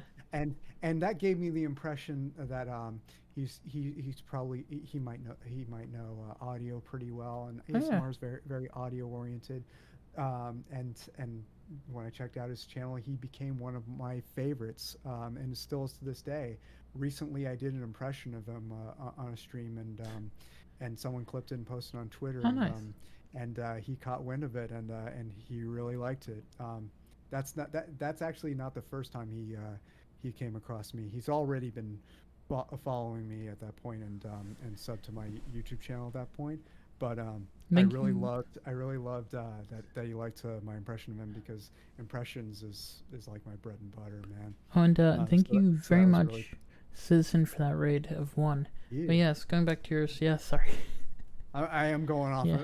a bit of a No, tangent, but no, the you're point fine. is, um, engaging with in other people's streams, and in other people's comments section if it's over on Yeah. YouTube, and even in their chat if they're streaming or if they're premiering, is Oh, another yeah. good way to get your name out there. But this is a huge but. Um, don't go in telling people to check out your Oh stuff. my god, that's And the worst. Yeah. yeah, if you self promotion is crucial, but build a relationship Yeah. with the creator and their community first. Um, Eventually, that will lead to them checking out your stuff, and promoting you. But don't go in just right off the bat Yeah. saying check out my stuff, dropping a link, because that'll get you banned. That And even if or yeah, if it doesn't get you banned, gives a bad name. people Yeah. it it makes you look like a leech. It looks, it's Oh yeah. bad for business. Same thing with goes with if you're a small channel and if you're rating one of the elites like GB. Yeah. I've had people tell me raid GB. I never did. I love GB, but I've never raided her because I'm a tiny channel. If I raid a channel of her level, Right. that's just gonna make me look like a leech. You don't want that image. Yeah, I mean, Instead, get to know them and stuff. I've rated streamers that are somewhat yeah, big, that's fine. but only after I got to know their community, and B, I have a decent amount of viewers to bring over too in Right. most cases, because then it looks like I actually put in the effort to make something for my content, because people want value. If Yeah. Oh yeah. people will watch your stream if they think you have value. Not no one wants to watch something because they feel obligated Right. uh, to watch a stream. They want to be entertained. They want to relax or whatever value offer. But they also want to feel welcome. Yeah. Not obligated to come to your stream because you need viewers. Right. It's like in a sense, bang for your buck. It's kind of like, what do you provide your viewership? What do you Yeah. give? What's that reason for them to keep coming back? Um, that's really an important thing too. Don't, and I've seen this on, YouTube. And I mean, I don't know these streamers, but this is like through stuff. There's sometimes you'll have some streamers where they'll go, they expect people to sub, or to donate or whatever. Never ever do that. That Yeah, number one makes yeah, you you can remind people to follow. You can yeah, remind people to sub on YouTube. And by the way, over on YouTube, subbing is not like follow, subbing on yeah, Twitch. Subbing is like following over on YouTube. yeah, Becoming a member of somebody's channel, joining their channel. That's the YouTube equivalent of what subbing is on Twitch. right, Give a friendly reminder to follow your Twitch channel or sub to your YouTube yeah, channel, that's fine, but yeah. don't beg for it. Oh my Begging god. for it will backfire. Oh yeah. Well, I mean, and That I there, can promise. you just made me think about this too. The problem is like if you come into a channel and you say, please, please follow my channel, or sometimes I Yeah, get it. Like nobody will. I yeah. promise you. The thing is like people a lot of times will go, well, I don't have any viewers. Or, could you please follow my channel? It's like yes, people understand you may have that, but the problem is it looks bad to other viewers and to a streamer, and that can be very, very what's the word I'm trying to think of? Basically, it can look disingenuous, and Yeah. it can be Show people why they would want to watch your stream. yeah, What they would get out of your stream. Because right, like we said in the beginning of the stream, don't make your stream all about you. Make it about your audience. Make it about right, you to the extent that you have a certain persona, and there's some uniqueness to your stream. right, But don't make your stream about I need more viewers. I need more subs. That's great, but right. as far as your viewers go, um, make it about them first. Your sub goals, your follower goals, that's secondary. Oh yeah, absolutely. I mean, and that's also another thing too. Actually made me think because, like, again, even with equipment, um, you know, that's something you don't start off the bat. You start out with what you have. You don't ask. Once you start building your community and you have enough people, then you can start saying, okay, this is going to be a goal for this thing, this is going to be a goal for that thing. But never ever just say, I want this, this is, you know what I mean? And if people see that, You can express your passion for it, oh and yeah, that success does mean a lot to you. yeah, well that part's fine, yeah. But don't make that your focus. Make your focus what you can offer to them. Well, what I mean is, like, sometimes you have some people that go, well, I'm not going to do this if you don't get this from me, or I'm not going to do this. Yeah. And that's not good. Right. You always want to make sure that your viewers are getting, basically, you want to make your viewers feel like they're relaxed and that they can be a friend. And then if you need, to hit a certain goal or you need to reach something, then that's fine. Then they can help you work towards that. But demanding is never the way to go. Yeah. I mean, and then there's also the other aspect of, what was I just had it? See, sometimes even I have trouble. But I mean, then you also have the other aspect of trying to, like, on social media. Like, what I did, for example, guys, you may see, like, how I put little stuff out, like, to get people drawn into my channel. Like, I'll put, like, a little blurb, a little Yeah. something, and that's fine. You can advertise in that way. Sometimes if people see you have interesting things, like you saw my nature pick, you know, it kind of ties into stuff that I do, and stuff that will be happening soon, actually. Um, but you know, that's fine. You can advertise yourself in that way. And then if you're being in a more direct way, off of social media and just on Twitch, one thing I recommend, what I did to build my channel. So when I was starting out, I talked to people and I was saying, this is like a year ahead, believe it or not, but I whispered them. I said, listen, you know, I got to know them, talked to them a little, and I said, you know, I'm going to be starting to stream in about maybe January or whatever it was. I said, you know, I'm going to be streaming this, this, and this. I said, you know, I really appreciate it if you could follow, you know, or I just say, or if I just told them about it, sometimes they would just say, okay, you know, I'm going to give you a follow, and that was fine. People don't Yeah. mind that quite as much if you're doing it like that, you know, more under the radar. Yeah. But if you are way too vocal and you're really in people's faces about it, then nah. Trying to think, is there anything else we can cover? Or have we covered? Um, let's see. I'm sure there's some things Yeah. we can. Because I'm sure we still have Oh, some stuff, yeah. um, I want to talk about. I want to talk about starting soon screens actually. Oh, that's a good point, too. Yeah, because see, a lot of people, most people use starting soon screens like it's a way to hype people up to the stream. The one problem with that is if you are going to do a starting soon screen, make it short. Yeah, Don't absolutely. wait for a ton of people to show up. That is a big mistake, and here's why. People, most people, myself included, quite frankly, tend to leave during starting soon screens. Because you're not for in most cases you're not putting on a show. It's not You're not putting on a movie. When people go to the movies, they pay to see a movie at a certain time, and they see trailers, and it leads to the movie. That's fine. A stream is not like that. A stream is you're hanging out with your friends. If somebody went to your doorstep, you wouldn't make them wait at the door for 10 minutes. Go, hey, hang on, I gotta get ready. No, you would let them in if they and if there's still things you need to sort out. In most Right. cases, you would let them in, and you sort things out, like clean your room or Oh, whatever. yeah. Hopefully, you have that done before Oh, your friends absolutely. showed up. But if somebody goes to a starting soon screen, a lot of times they're gonna leave. So if you really need a starting soon screen, keep it on for a very short time and then start your stream. I ditched my starting soon screen. I now just hit live, and I just immediately sit there for a few minutes, Yeah. wait for people to show up, and when people show up, I'm talking to them instantly, engaging with them, um, because that's what keeps people there.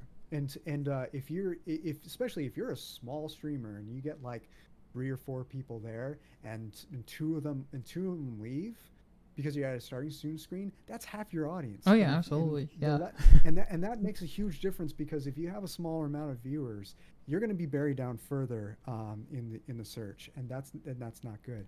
So you want to keep people in as much as you possibly can. That being said, though, it is normal for people to come and go throughout your stream. That Oh, happens to absolutely. everybody, big and small. Don't don't let that get to you. Don't focus too much on the numbers, especially when you're live, because if you do, that can stress you out, and that can affect your stream. Oh, yeah, Um, that's a good point. but at the same time, do things that make sense to keep viewers in as much as possible without dwelling on it, if that Right. makes any sense. Um, but going back to starting soon screens, yeah. Ideally, you're going to want to not have a starting soon screen at all, or if you feel like you absolutely must for whatever reason, Right. keep it on for a short amount of time. I personally think it makes more sense for bigger streamers to have starting soon screens because for them it's more like a show, like hundreds, Yeah, if not absolutely. thousands of people are getting together and talking amongst themselves. That can keep people in. Like people like the ASMR nerd is probably the smallest streamer I can think of where it does make sense for him to have a starting soon screen because he has people coming in early and chatting amongst each other before Right. he gets on camera. That's an exception, not the rule. If you're like me and you have a smaller following, you should just ditch the starting soon screen for a while and you be the one Yeah. engaging with your audience to keep them in. Oh, absolutely. Um, Well, and then there's also like I mean, guys, until what was it this week? Encrypted, and I'll even tell you guys, Cryptid is the one that mentioned the idea of getting a one, a starting screen. mhm. And again, I didn't use one, guys, until really recently. I mean, I Yeah. just started the Yeah, stream I when I don't mean to started. call Yeah. you out with that rant, by the way, Oh yeah. but you have it on for a pretty short amount Yeah. of I mean, time. I'll have it on for I've what, never, 5 minutes? Yeah. I've never seen it live. Every stream I've been to since you started using it, I've came in later, but I, out of curiosity, checked it out in your Oh VODs, yeah. and you don't have it very long. I used to have my starting screens on for like 10 minutes, and Right. Carol ASMR made it a hobby of making fun of me for it. Hey, yeah, there's nothing wrong with that. Let's see. And Noon's asking, let's see, is a face cam better for streaming, as in keeping people in a stream or growing? I Yes, absolutely think it is 100%. because I people. think it's Oh mandatory, yeah, honestly. because if they don't see a face, guys, then you could just be a random Joe Schmo. But if you show Yeah, yourself and they see you, then they see a person, and they see a person to interact with, to get to know, and that's really important. Um, absolutely. yeah, I mean, If I want to watch just gameplay, I'll go to YouTube for yeah, that. I don't go to live streams for that kind of yeah, thing. same You thing. you want people go to your Twitch channel for you, not Oh necessarily the yeah, game. It's you first, the game second, or the yeah, content and second. they tie into each other too. I mean, that's another thing too. Even Mhm. with ASMR, I mean, ASMR and gaming, all these things, guys, they all tie in the sense to basically when you're emoting yourself and Mhm. you're talking and you're showing what you're like, people get engaged. When they don't see that Yeah. and they either just hear a voice or there's nothing there, people aren't gonna come. I mean, I'm not saying that there aren't some streamers who just talk with no camera. There are some that do fine with that, but the Yeah. general rule is that having a face to see generally gets people more interested. I will And say this. even the streamers that do fairly decent without a camera, Yeah. I promise you they could do even better Oh, if they they would had a probably mic. make even. I'm sure they get like 5 times the following. A lot of them, some of the really big ones, if they had a camera. But Oh yeah. even another thing too with your cameras, guys, don't be afraid to get like a semi okay camera. Like, listen, I had a Razer Kaio, guys, for what was it? Until I think Mythico got it to me. What was it like the middle of 19? I think it was something like that. Got me this 2018. DSLR, the Sony 6000, but it worked. It did the job. I got Yeah. people to watch, and that's what you want to do. And then when you can eventually get a better camera, that's fine.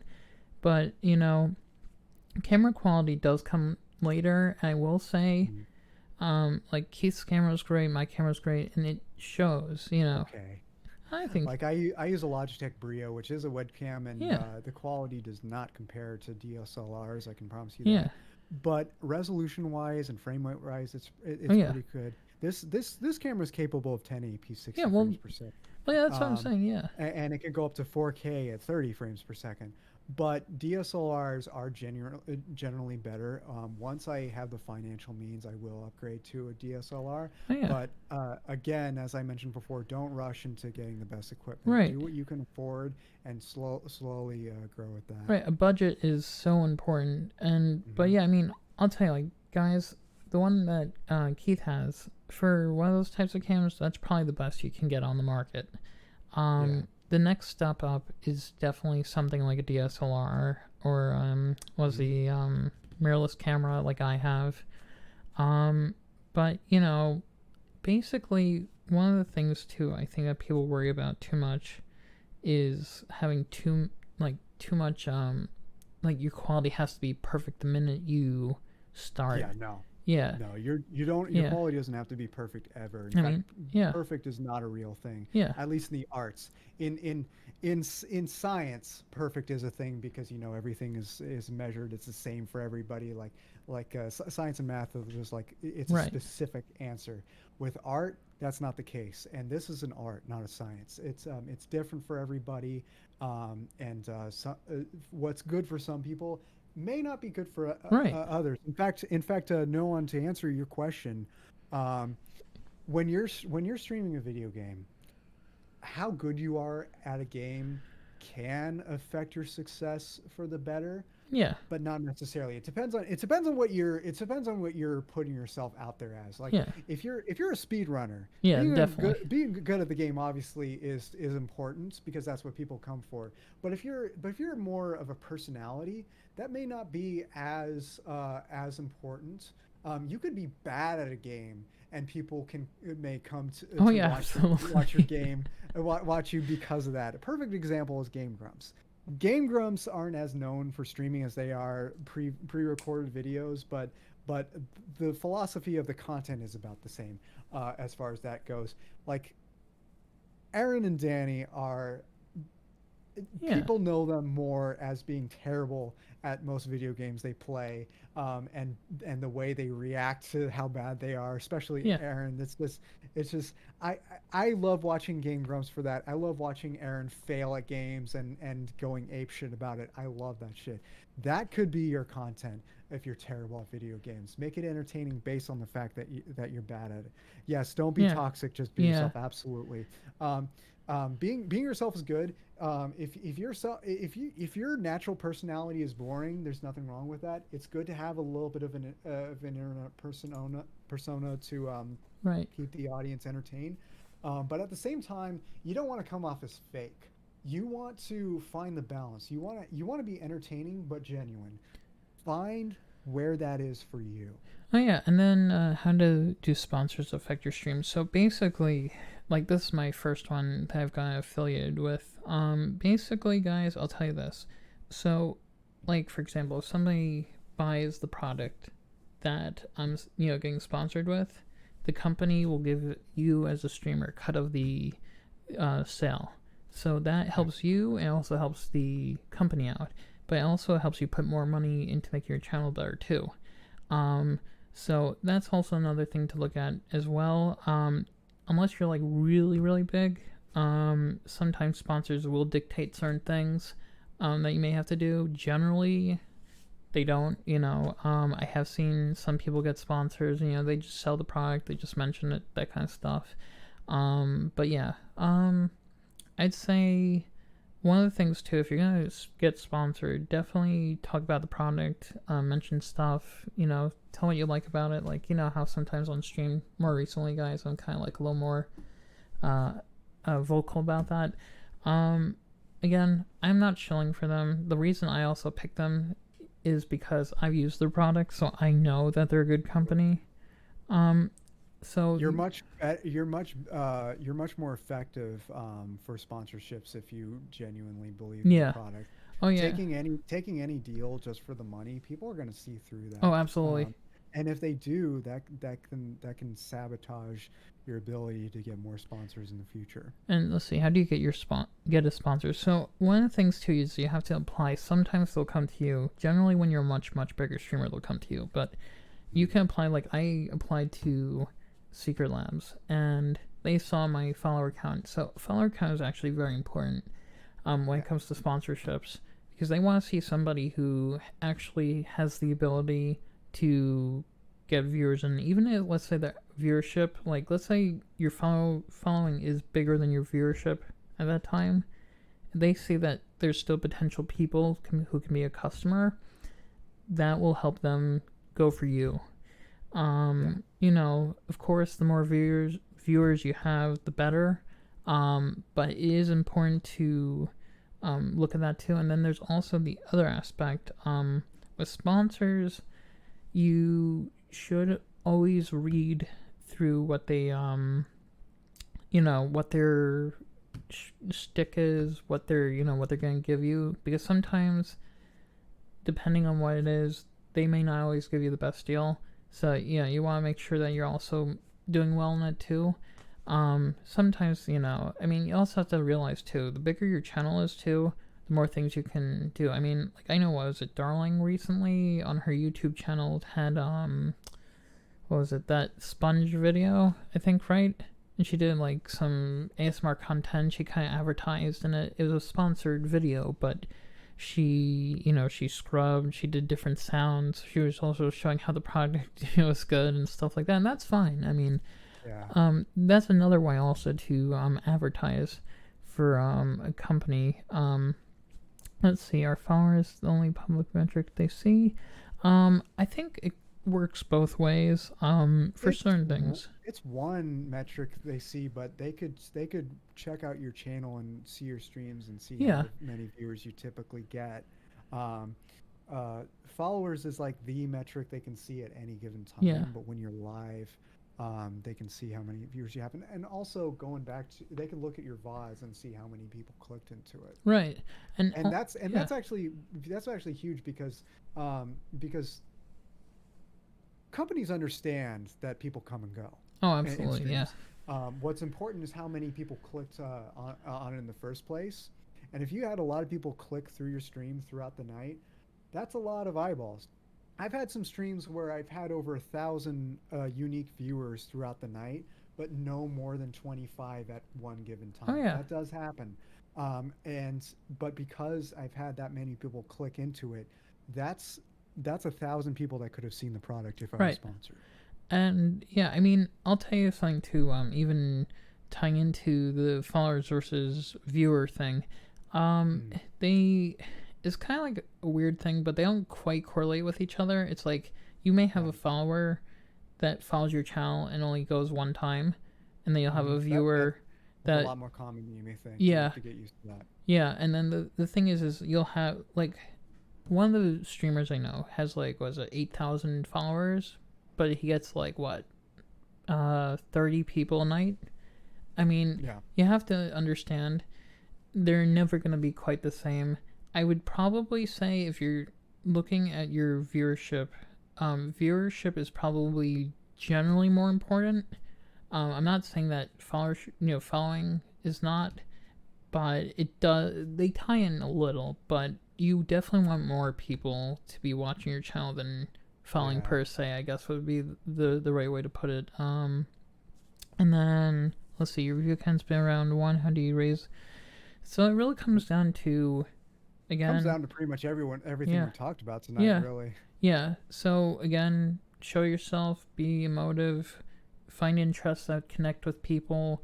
You know, talk. Even if you have that one viewer, guys, I'll tell you honestly, if you can get that one viewer to stay, that's one viewer that will come back consistently.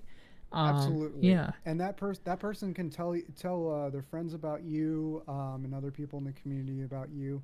Um, a little bit does go a long way. Don't get discouraged if you only have a couple people in your stream thinking you're only ever going to have that. Because the truth of the matter is that can help spread the word of your streams, but also get on social media. A lot of new streamers are only on Twitch and not have no presence on any other social media, no YouTube channel or anything like that. That is hurting you big time. Don't be afraid to promote your content, but do it smart. Don't spam it, of course. Do yeah, it smart. Take what you got out of everything we talked about in the stream. If you can, and of course, if you came in just now, I encourage you to go back to the VOD and watch through this again. right. And of course, there's a lot of YouTube channels that have a lot of great Oh yeah, advice, absolutely. um, like Alpha Gaming, Harris Heller, who is the man behind Stream Beats, which is Stream Beats is a plethora of copyright free music, specifically made for streamers and YouTubers to Right. use. Um, but Harris Heller Oh is yeah, he's a, excellent. he's phenomenal. Yeah, me I've learned too. quite a bit of sage advice for streaming. In fact, I actually originally learned the points I made about starting screens tonight. I actually learned from him, and after watching that stream he did talking about it, I took notes and thought to myself, what makes sense and what doesn't. Yeah, And self-analysis. honestly, Yeah. it all made sense. Well, there's another thing too is self-analysis. Even if you get advice from other sources, then you kind of look at what you're doing versus what somebody else may be doing. That Mhm. helps a lot too. And then let's see, Tap's question: as a streamer, do you find it frustrating to compete with other streamers that use other means to get viewers? I mean, I'll tell you guys, no matter how much you stream, there's always going to be a little frustration. One person's doing better or not, but don't make that your focus. Yeah, Because exactly. that will just eat you up alive, and you'll never be productive. You just have to. Exactly. Yeah, Fo- you go first. focus more on what you can add value to your audience Yeah, than getting views. The views will come if you do that. Um, but also think of this. A lot of streamers complain about yes, hot tub. A lot of, by the way, if the hot Josh tub. gets 550 subs Yeah, by the end of guys, May, I'll do a hot he'll tub he'll stream. You he'll do see, a hot tub stream. I'm also But the doing thing it is, comically. hot Yeah, hot tub streamers and, dare I say it, booby streamers are not stealing your views. I hate to break it to you. They're yeah, not stealing your viewers. They are a different audience. They're a different target audience. They are a different niche. They're not your competition. nah, Your not even close. competition Yeah, are people who are in your niche. And by the way, in this business, your competition should also be your colleagues. yeah, absolutely. You're Yeah, working together to build each other up. yeah. Um, I mean, that's that. If you see it as a competition, like I got to be better than everybody else and down with everybody else, it's Thunderful gonna be hot down. tub. It's gonna be down with you. I promise you. Well, it's and let's see. You don't really put it out there. Thunderball hot tub, like with the Yeah. sharks and everything. Oh god. I'll tell you what, Dude, guys. I'll get a shark I. toy. You know what I'm gonna do, Josh? Okay. I'm gonna build. I'm going to rebuild that shark tank in Minecraft, and Okay. that will be your background. Okay.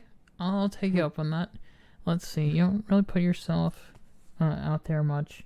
So basically, like I was saying earlier, the best way to advertise yourself, guys, is more like in whispers. Get to know somebody, be, casual, just say, talk a little about stuff, and then throw it out there that you stream, and then say, oh, well, this is what I do, blah, blah, blah. And then they'll say, oh, cool. And then, either they'll follow or whatever. Don't ever ask. I'll even say this. Generally, don't ask for a follow and whisper. Let the person decide Yeah. if they want to. Yeah, don't, if you're a regular in my streams and you want to let me know that Yeah, you're starting a channel of your own, that's fine, yeah. or do have a channel of your own, don't be afraid to let me know that, particularly in whispers. Although my whispers on Twitch are blocked to anybody that isn't on my friends list. But if I whisper you first, Right. then you can whisper me. I recommend every streamer and mod do that, quite honestly, because otherwise trolls will harass you in the DMs. I've had Right. that happen so much. But nevertheless, don't be if you're a regular part of my community and a valued member of my community, don't be afraid to reach out to me and talk to me about your own Yeah, streams. same here. I'd be happy. When I have the time, I'd be happy to check them out. And if I'm into them, I will promote the hell out of them. A perfect recent example is Scarletta J, now known as Eyelash Hippo. Oh, Um, yes. she's she's been a valued member of my community for some time. Yeah, She's a she's mod of mine. wonderful. She goes to my streams all the time. She and I have become really good friends, and she started streaming recently, and I once you start streaming, I started promoting the hell out Yeah. of her too, and I've even done some emotes for her. Here's I don't have access to all of them because some of them require certain sheer amount of certain bits that I Right. haven't reached to yet. But here's an emote I designed of hers, a hippo cringing. Well, yeah, I mean, then you have the emotes that, Keith made, guys. I mean, you Oh, yeah, that's have. right. I did a bunch of emotes for Josh not too Yeah, I long mean, ago, as a lot of you know. here, let's see. And then this one. There we go. I'll post it for you guys. But yeah, I mean, Yeah. another thing too is, guys, like for example, socks, or even Varcon, they have done tons of things for my channels. Oh, yeah. Not channels. But the point is that and I think their content is great, and I'm happy to promote it. And that's another thing too. Yep. Sometimes even if you're not, a mod or whatever, and you're just reviewing, you want us to check it out. We're happy to see it. I mean, I'll say this. I'm always happy to promote people. I know when they're working hard, and I worked hard myself. And Keith, I know, works hard with his channel, and I'm happy. That's why I do shoutouts for a lot of people, guys, because I do believe that sometimes with content it's hard not when you're not sure how to approach it. Sometimes having that shout out can be very helpful to getting people knowing about what you do. But I will say, don't just do shouts just to shout out. Sometimes it depends on the person, and if you like, I'll say like this. For example, like sometimes you're not gonna agree with another content creator. If you don't believe in it, you don't have to do it. I'm saying sometimes it's more of a courtesy too. So that's sometimes something you should just do, even if you don't agree with them. But sometimes if you really don't feel like it, you can just say hi to them or whatever. I know there's so many aspects to this, and it's not, as long as you don't block them and you say, well, I don't like this person, I'm not gonna, do like that. It's fine. But generally, I think it's something you should do is to shout at somebody. It's more of a courtesy, but it's not a thing that necessarily has to be every single time. I mean, you agree with that, right, Keith? Yeah, absolutely. You can have disagreements with people as long as you're civil, like we said. Yeah. Like one of my absolute best friends in the community, Carol ASMR. Um, she and I have each other's backs tooth and nail, but we do have some little stupid disagreements. Like she's a Slytherin, I'm a Gryffindor, and we actually had a little banter about it just the other Oh, day. really? Oh yeah. Yeah, because Shani tweeted a picture. I think it's from Universal Studios, where it showed the the house points Right. grains of each color, and red that's Gryffindor is at the top with Slytherin green at the bottom, and she's a Slytherin. She ranted as like, Gryffindor beating Slytherin, there's no way. Slytherin is the best, and Carol Yeah. uh, is like, as a Slytherin, I live for your tweets. Yes, Oh, yeah. Slytherin is number one. Slytherin is better, and I responded, yes, Slytherin is better at saying you're better because you have so much practice on it. And she responded, die. Yeah, and but also, but in but it but it, but in reality, because we're very close, yeah, we we knew it was all in good fun, but still, at the same time, if you're gonna have disagreements, if you're gonna have banter, yeah, you either do it for fun or don't do it at all. You yeah, know what I yeah. mean? Oh, absolutely. Well, I mean, like there were. I won't say the streamer's name, but something happened recently, and they were, with a viewer and this and that, and basically, Scripted. let's see, has great love for Disney. No, I don't.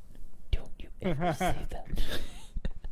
No. I was actually mentored personally mentored by a Pixar animator in animation not long Oh, yeah. ago. But no, I mean the thing is too, guys. You know, also Okay. there's ethics too. I know that may not sound like you would have that in streaming. Let's see. We'll get to your point in a minute, Noon. But yeah, I mean, there's also another thing too.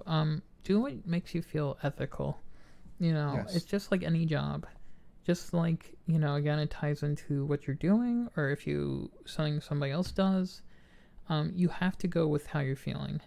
Um, Absolutely. And by the way, yeah, Noon, this is acoustic foam. It's yeah. called. Look up acoustic foam, and these should pop up.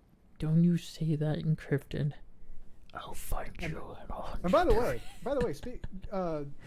let me tell you all a little bit about acoustic foam. A lot of people are hung up, no pun intended, on how to hang this up without damaging the walls. Here's how you do it.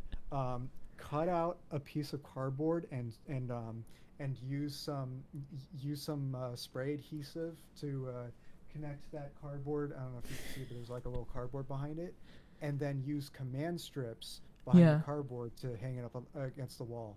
That is a way to hang things on your Oh, wall without absolutely. doing any damage to your walls whatsoever. It's super useful. That's how I hang them up. Oh, yeah. That's how I hang everything up now. Oh yeah, and then also even things like posters too, guys. Sometimes tacks can work. But you want to be careful with that. But there's also like double stick tape, other things like that too. So if you Yeah. want to look kind of like I seamless. would go with command strips though. Those are Yeah, stronger no, than you're the probably right though. I tape. agree with that.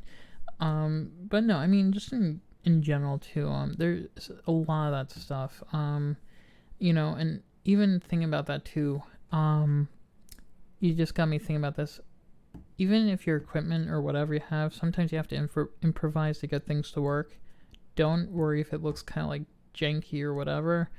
Sometimes if it makes your stream better, go with it. Like I'll tell you guys, some of the stuff I've had, like my older stream, not stream, I mean camera stand that I had. Basically, I had on a clamp, I had a PVC pipe, and it was leaning against my monitor. If it works, it works. It's not. Yeah, absolutely. Yeah, I mean now. As long as it's not gonna like topple over and break, Yeah, you're exactly. you're Yeah. probably Well, fine. you remember a couple of my streams where the camera fell down. Oh yeah, I was like, it's oh happened to me too. crap.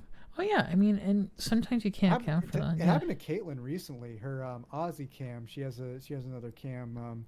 For when her cat's Hey, in the room Monique. sleeping in the background, she has a cam where people can look at Ozzy sleeping, and it's so Yeah. cute. That recently fell over because she went over to Ozzy to pet him, and when Oh, she and went hit it. back, Oh no. her chair dragged the cord and pulled it down. It was bad. But it was hilarious. I got to clip Oh it yeah. and everything. But I swear, I prefer using wires because wireless is nice because it's convenient, but it can lead to a lot of lag. Um, if I I don't use wireless earbuds when I'm Yeah, on me stream or neither. recording because then I will hear myself like a couple milliseconds later, Yeah. and that'll throw off my rhythm. So I stick with wires. But the one downside of that is it gets caught under your chair's wheels constantly and Oh my can god. drive you Yeah. nuts. So in invest in an extension cord. Oh, See that? absolutely. I have an extension Yeah, me cord. too. It See. goes in here and that goes to the mixer. Hmm? Um, that will help you a ton Oh because yeah. then if it gets caught then if it gets caught in your chair, it's less likely to yank off of you or whatever. The worst that can happen is just it yanks and these come apart. Oh yeah. But that's just minimal damage right there. Oh yeah, and also when it comes to stuff like that, I'll tell you guys, like sometimes getting adapters, other things like that, even if it helps like, extend your headphones, like I'll tell you sometimes guys, I want to like really leave my desk. So I'll have my headphones on, maybe do my light or whatever. Having that little extra, bit of length to be able to reach something helps a lot. Um, but sometimes you're gonna have to do stuff where you have to get up, do whatever, and, But even all right, another thing too, chords. Um, Definitely make sure like when you're having your stream. Let's see. Um, what did you say to about my chat? Hey, what's up, Panda? Good to see you, guys. If you haven't checked out Panda's channel, please do. And let's see, noon. So you can't afford a PC and your Xbox, so you'll pick up your voice chat. So most of the time, it's just let's see, you telling to stream, which is beneficial to keep people from saying things to get me banned. 1 minute. Sorry, it keeps moving up, but it was less viewers because it's so plain. Hey, what's up, Tyson? Yeah, we're doing a co-op stream. I would say, I mean, how would you approach that, Keith? I mean, So here's the thing. I've never streamed from a console. I don't have any Xbox whatsoever, even though the 360 and FamKam360 is named after the 360. I have yes. played it a lot on friends. I play a lot of Halo and other games on friends' Xboxes. Um, but I digress. I've never owned a console that is capable of streaming itself. Um, that being said, though, You can stream from a console, but it has a lot Oh, of limits. absolutely. Yeah, absolutely. There are a ton of disadvantages. You can do it for now, but what I would do if I were you is save up as much as if you're serious about streaming, save up and invest And computer, in a yeah. streaming PC. And there are a few reasons for that. One, you're limited on your overlays. If you're streaming from a console, you're at the mercy of the overlays that are set up with the console. Two, a lot of people are judgmental when they come into Oh, streams. Again, yeah. don't let that discourage you from streaming. But that will very likely bring your viewership down a bit, because a lot of people want these fancy creative. I'm old too. Um, Yeah. they want these fancy creative overlays, Oh, yeah. um, that make your channel unique, and that's only possible on a PC or a Mac or anything like that. Invest in a streaming PC and invest in a Yeah. capture card. And by the way, while we're on, since I bring up I bring up capture cards. Oh, yeah, that's important. No matter what console I stream from, I will always use a capture card. I do plan on getting a PS5 at some point, but I'm not going to stream from the PS5 itself. I'm going to use a capture card Yeah, and capture capture using my cards are PC, so so I necessary. can still use my overlays. Um, it's well worth it, and plus when you have a capture card, you can use older platforms. If you're using a Switch, you have to have a capture card. Yeah. The Switch is not capable of streaming from itself. Um, but also, if you're streaming from retro consoles, a capture card is key. Now, when you're going for a capture card, um, one of the key things you want to look for is make sure it's USB 3.0, not 2.0. The reason why is because there will be a delay in your gameplay footage if you're using 2.0, and then you have to Oh, yeah, that's a good point. you have to adjust your settings, your delay settings, and your camera and your mic to compensate for that, and that's no good. That's just gonna throw you off. It's better just to have USB 3.0 where everything is real time, everything is instant, so Yeah. you can see the gameplay footage as it's happening, um, which is very useful, especially if you're playing a Sierra game. Imagine you're playing Five Nights at Freddy's and something scares the crap out of you, but what everybody's seeing the gameplay footage is delayed compared to Oh my god, you. yeah. People are gonna see you scream and then see the jump scare after that.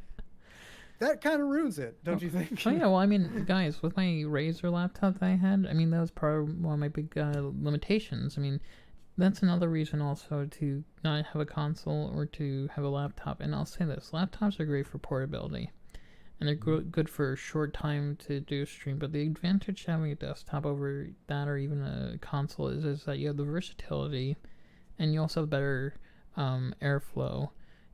So basically, what happens is when your computer gets hot and your graphics card, your CPU it gets slower. So you get also a delay in the frame rate and other things like that. So by having that better airflow, your stream also does better too because your computer's running normally.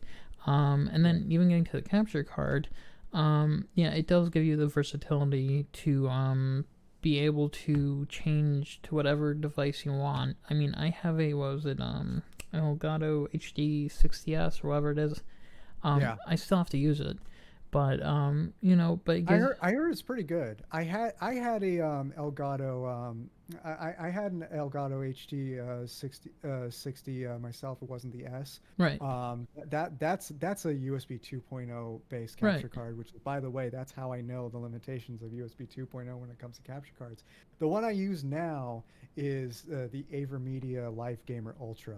Right. You don't necessarily need one of that caliber. It's a very expensive capture card. I had a really good job at the time I bought it that I eventually lost due to the pandemic, so I wouldn't buy something like that today. Make sure you have it in your budget if you're going to invest in something that powerful. Hey, what's But up, Jay? there are some decent capture cards out there that Yeah. aren't as expensive, and I believe the one you mentioned, The the Elgato, yeah. yeah, it is fine. Just make sure that's USB 3.0 so that it doesn't have the lag. You can get away with not with having that lag if you're recording a let's play and then you're going to edit Oh it yeah. together and sync yourself with the gameplay footage. That's Oh yeah, fine. that's a But if good you're point. doing it live, make sure you don't have that lag because otherwise it can screw everything Oh up. yeah, and then Even if you adjust your delay settings in Streamlabs or OBS to make it sync up, if you monitor your stream, it can throw you off. Let's see. You have a capture card, but can't use it until you upgrade your computer. Yeah, that's also another thing too. A lot of times your components, guys, depending on how old your computer is, can also affect the device that you use. That's a big thing you should definitely look into. Doesn't mean, like, I'll say this. Sometimes it's not always tied to your CPU or GPU. Sometimes it can also be like having too much on your computer, like on your hard drive. Can have, because if you don't have enough room for your the data or whatever you want to put it, it's gonna definitely run slower. So you definitely want to be able to make sure it works well for your stream. But even getting back to hardware, what was it? Oh yeah, getting back to hardware.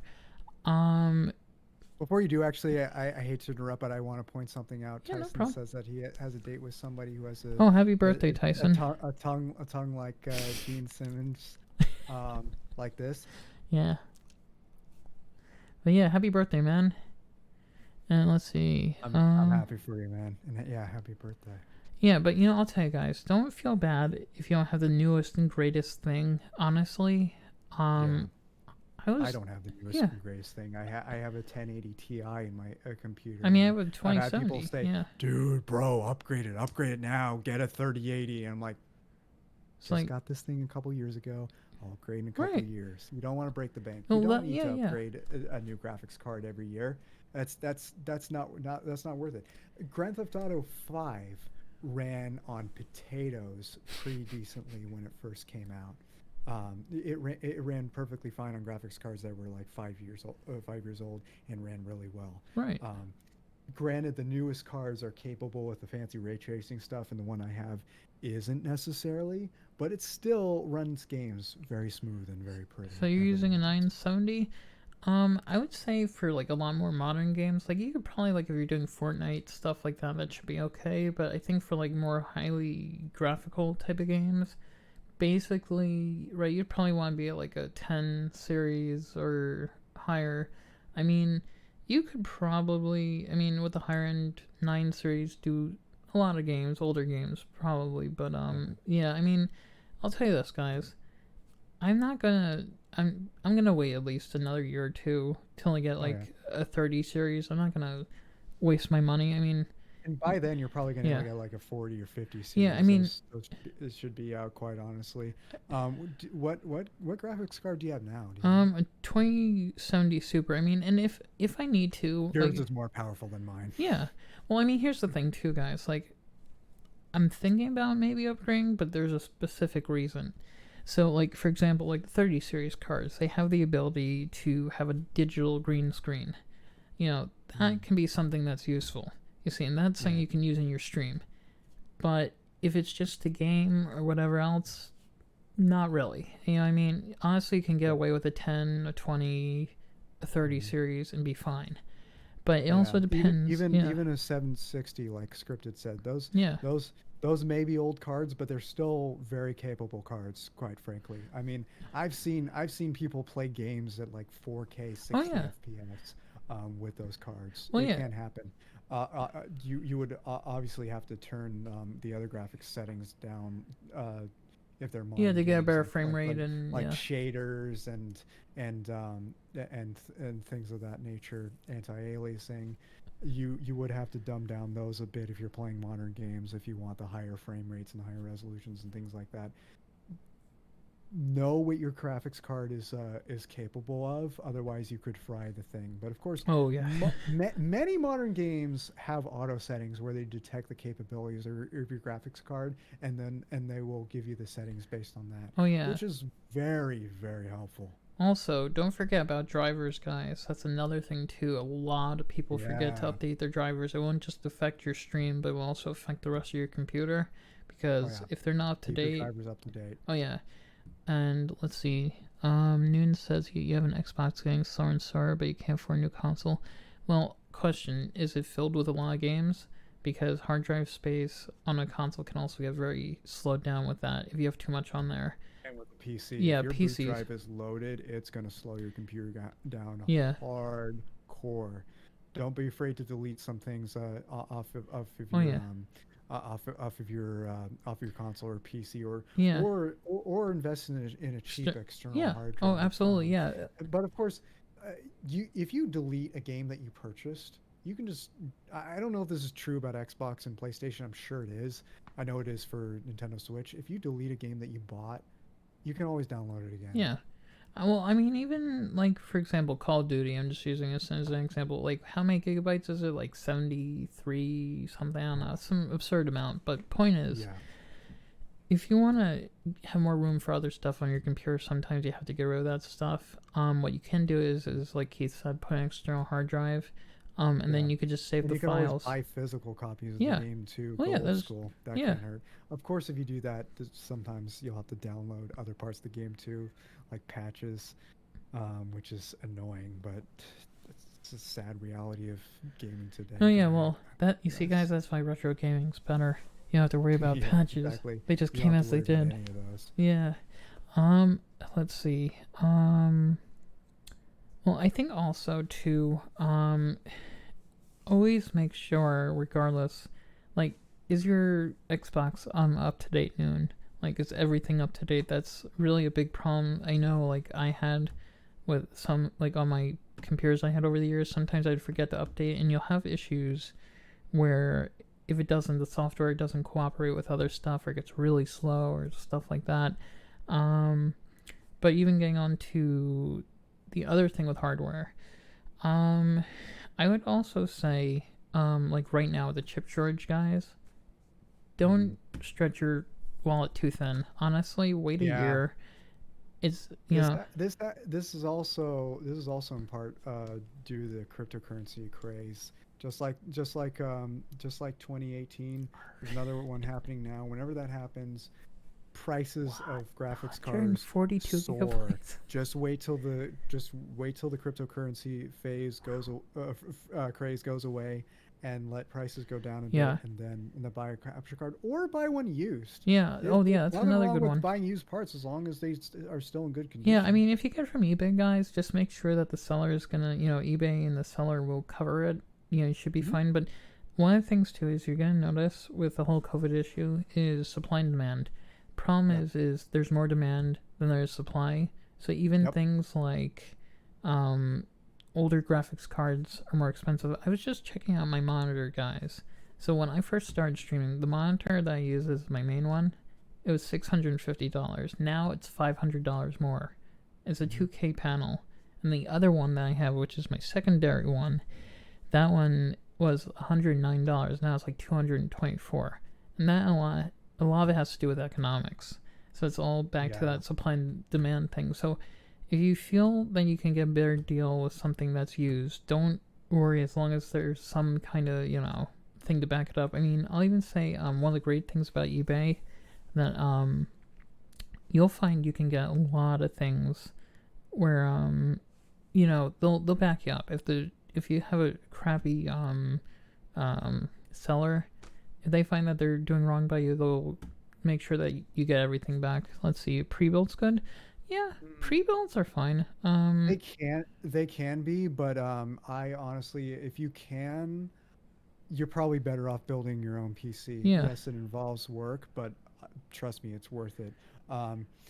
Customizing your own PC for your specific needs is always a good thing. The amount of RAM you want, the kind of graphics card you want, the kind of CPU you want, all that jazz. Right. It's always in my opinion worth investing in a PC build of your own. Yeah. The problem I have with pre-built PCs is, yes, they're convenient because the work's done for you, right, but you're also at the mercy of the company, of the specs that are chosen for you, just like a console.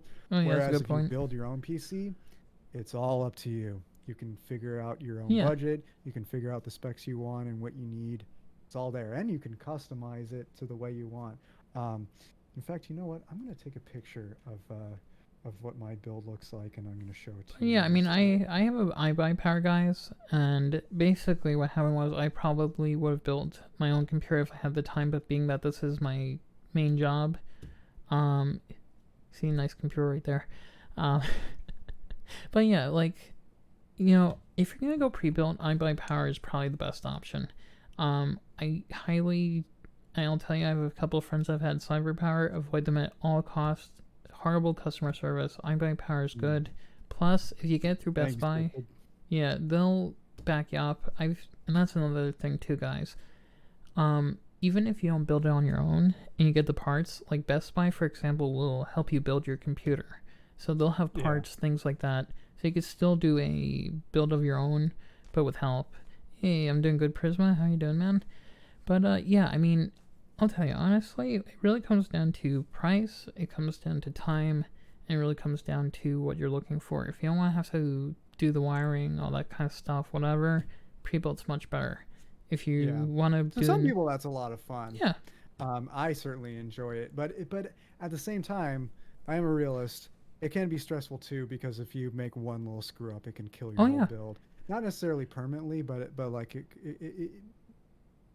yeah, anybody who's built a PC knows that when you finally have your PC completely built and you're about to turn the power on, there's nothing more stressful oh my than god, the suspense of waiting for it to post. But of course, when it does, you feel like a fucking superhero. It's like, especially if it's a kick-ass build, it's like, oh yeah, damn, I made this happen. That's a really satisfying oh feeling. yeah, what? Um, but of course, know what you're doing. If you don't be afraid to consult other people. Oh, Like absolutely, Josh yeah. said, Best Buy can help you. I have quite a few Friends, yeah, of friends who work in IT, and they actually helped me. They actually helped me not build my first PC, but modify it. Um, my first custom built PC was actually a hand me down from a friend of mine. But then about a year later, I built this bad boy that y'all just saw, and yeah, physically speaking, I did it all on my own with some advice from a couple of my friends that do IT, and it came out very well. yeah. And you know, also I'll tell you guys, you know, also when you're picking out specs, I would generally say, um, look at the budget. And like, for example, when I was looking at the iBuy Power, I looked at what I had in my budget and also how much I wanted to, how much power I needed. See, like for me and like Keith, we probably need higher graphics cards and better CPUs for like editing, other things like that. You know, other things that Oh we yeah, use. Yeah, my computer has 64 gigabytes of RAM. yeah, Most people will never need yeah, that. At least in this era. Maybe in the future, when yeah, when technology in general is more advanced, they yeah, will. But as of right now, most people do not need 64 yeah. gigs of RAM. I have that because I do a lot of intense editing Oh yeah, I mean, and yeah, you gaming do and art. animation and things like that. Yeah, I mean, you do art, you do all kinds of things. I mean, me, I do, you know, with the streaming, I do other stuff. I also have some software that I use too. Mhm. But, you know, honestly, guys, 16 gigabytes is probably for the normal person more than enough. You know, Absolutely. yeah, I think 16 is the standard, and yeah, scripted, you're right. 32 gigs is a comfortable amount for Photoshop. Photoshop is indeed a huge memory oh hog, yeah, but even with 16 gigs, honestly, in most cases, I feel like you can get away with it. Well, maybe if it's DDR4 RAM, if it's DDR3 RAM, its performance may suffer a little bit. But if you have 32 gigabytes of DDR4 RAM, you're going to be oh okay. yeah. I I originally was going to go 32 gigs, but I went 64 gigs because I wanted to future proof it a bit. Oh yeah, and that's yeah, and then going on to the Ryzen and Intel thing. Honestly, guys, I'll tell you, both are completely fine. You might get more now out of AMD, but I'm telling you guys the truth. I think it's a little overhyped. I mean, I have like an i9 processor, and that's an Intel, Yeah. and it's perfectly Damn. fine. Yeah, i9. I'm using an i7 from the Coffee Lake yeah. Oh, you are. era. Yeah, and Um, Ryzen, yeah, Ryzen is better at the moment as far as specs goes, but honestly, you can do just fine with Intel, yeah, nevertheless. What I would do if I were you is know the specs that you want yeah, and balance that out with what you're willing to pay too. yeah. That's That's another thing important. too. Don't, like we've been saying all night, don't break the bank just because you want the best of the best. Oh That yeah, is a terrible idea. and even also with these different CPUs, you know, I'll tell you guys honestly, you have to see which one really fits like how you operate, because there's also another factor people don't really think about with CPUs. It's the type of applications that you use for what you do. So certain things like Intel, I think is better for like multi-thread, and I think Ryzen's better for like single thread type of stuff. And you're probably asking what that is. It's basically certain things with the software. It's a whole big thing, but basically it depends on what your main use is. I mean, if you're using like, let's say Photoshop, I would guess Ryzen might be a little better. But if you're doing something like a lot of Word, Intel, might be better watching YouTube or something like that. I mean, but in the main point is just basically whichever you choose, you're really not going to lose out too much. I mean, and then what else? I'm trying to think. And then even graphics cards. Honestly, if you're going to do graphics cards, I'd probably go NVIDIA over AMD. Well, that depends on the rest of your build, really. Yeah, I guess that's true. The rest of the parts should affect what you choose between AMD and Intel as the CPU goes, and between AMD and NVIDIA for your graphics card. It should really depend on the rest of your build, really. Yeah, I guess everything that ties together. Yeah, that makes sense. Trying to think. Anything else you guys have any questions about, or you want to cover? Yeah, but I would say one of the things, just think about this too, with your stream, I don't know about since the Pentium days, Tyson, because I've had great experiences with my Coffee Lake. Oh yeah, Intel until recently, and it's been working like a charm. Yeah, honestly, it's only guys within the last year that AMD really finally made inroads. I mean, if you really consider, and you're talking about free computers streaming, this all tied in again. Honestly, most people at Intel, it's just more. The thing is, Intel and AMD are both striving to be the better company. They're always innovating, trying to be better than one another, and that's a good thing. That's why we need competition. We need both companies to do well, because if both companies are relevant, and we don't have a monopoly, that's going to motivate each company to innovate and get better. Of course, and that's better for us. It's going to have them make better products and have more competitive. Oh, pricing. Absolutely. If one company is dominating an entire industry, they're going to make shitty products and charge a fortune for it. They're not going to treat their customers as well. Right. You can a perfect example of that is sorry to say, YouTube. YouTube does not have a viable competitor for what they do on their platform. Oh yeah. Because of this, they can get away with moves that piss off creators and customers all the damn time. Twitch, not as much. Twitch's whole thing is live streaming, which YouTube does as well. Twitch has to be innovative to stay competitive with YouTube. Oh, absolutely, because YouTube is a powerful competitor, and they do streaming as well. But as far as I'm concerned, because Twitch has to worry about competing with YouTube with the one thing that it does, versus YouTube not having to worry so much about being competitive with Twitch because their main thing is videos, record videos. YouTube can get away with not being as innovative, whereas Twitch, you see a lot more features with it than you do YouTube, and it's a lot more user friendly. In my opinion, it's just a better experience overall in the streaming world, because Twitch has to do that to stay competitive with YouTube. Oh, absolutely, yeah. Well, and also too, guys, the thing with Twitch is also over YouTube is also interaction. So they have to provide things for the content creators more so than YouTube does. So basically, and YouTube has all that, but it's a lot more limited. Yeah. Well, I mean, you have bits, subs, you have emotes, all that stuff. You have other things. So what is it? The rewards thing that they have if you get Prime. I mean, that's not something you get with YouTube. And part of the thing with YouTube, it's more about. Oh, you do have subs in channel memberships, and you do have emotes, right? In that. But not to the same degree, though. I mean, but Twitch is a lot more user friendly. Oh yeah, Well, I mean, especially, and that's another good point too. With if you guys are gonna stream, honestly, Twitch is the best platform to do it.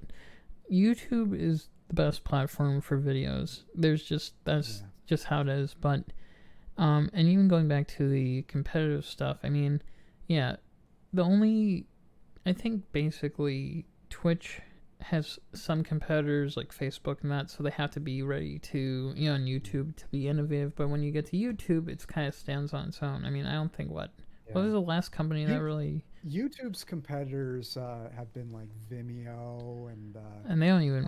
And thank you very much. Let's see. Listen. Daily Motion. Yeah, Muffin Nuts. Thank you for the follow. And Vimeo and Daily Motion are still around. People do use them, but nowhere near. Oh yeah. How they have nowhere near the viewership as YouTube and Twitch do. Oh yeah. Twitch is as far as traffic goes, Twitch is the closest to competition YouTube has, and YouTube is only really competing with Twitch as far as live streaming goes. But yeah, I mean, I'll tell you this too, guys. There's actually something. I mean, you could do a little streaming on both platforms. I probably wouldn't recommend it so much as a partner to do that because I'd have to really look into the terms and TOS and all that.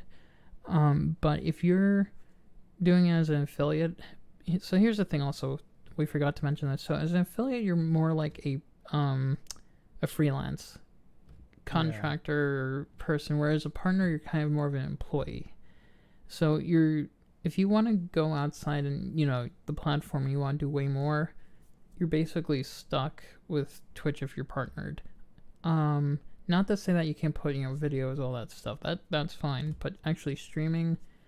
One of the streamers I remember, she tried to do Facebook, and Twitch was like really pissed off about it, and then they wouldn't let her keep it. I think she sometimes streams on here, so it's either she got partnered on Facebook or and left here, or something happened. But the point is you basically, if you're gonna aim for something like partner, you have to basically pick or choose where you're gonna be.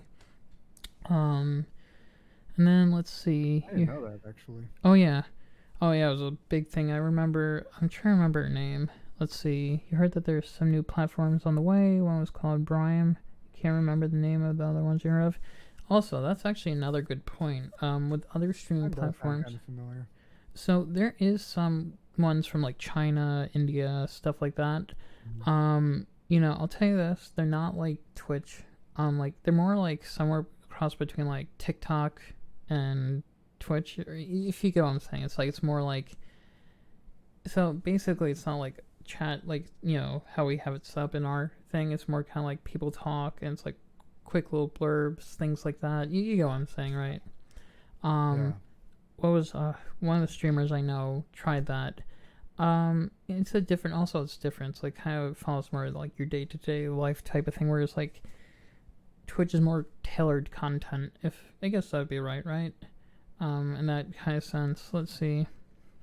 But yeah, I mean, I'd also say with Twitch, before you stream, this one thing I did too. So when I was looking at which type of channels, let's see, if you find it, you'll find out the name. Awesome, Monique. Yeah, I would also say when you're streaming, don't always base it off your favorite content creators. And what I mean in that sense, find what you do better. So even if they do, be you, don't be somebody else. If you be somebody else, they're just going to want to watch that other person, not you. Yeah. People want to, when people come to a new content creator, they're going to expect a new experience. Oh, absolutely, yeah. So figure out what that experience is for that you can provide for them. Oh yeah, I mean, I'll tell you, even when I was yourself. Yeah, I mean, Exactly. We said that earlier, but I think there is a lot to that too. Also, I'm thinking of these things while we're, another thing I would recommend too is, because I was thinking of earlier with the sponsor stuff and also equipment and all that, invest in stuff like a chair later. Stuff that, like a chair is Yeah. nice, but don't, put that money into that. Put in things that are going to catch people's eye, or even it's little things like the microphone or, But yeah. And by the way, speaking of chairs, I didn't get this chair for the looks. I mean, it does look pretty cool, but I got it for comfort because my old plain Jane office chair, I was getting exhausted and Oof. feeling so much pain in my butt, literally, so much after like an hour or two of being live. Not so much anymore after I got this Yeah, chair. absolutely, Um, Panda. Yeah. Definitely invest if you plan on being live for several hours. Invest in something that will allow you to stay comfortable through the whole Oh yeah. stream. Get a comfortable chair, get a standing desk, or something like that. Oh yeah. Well, I'll tell you guys. Like, I didn't just go for Secret Labs because everybody has them. I went Yeah, because I researched. I thought they were comfortable.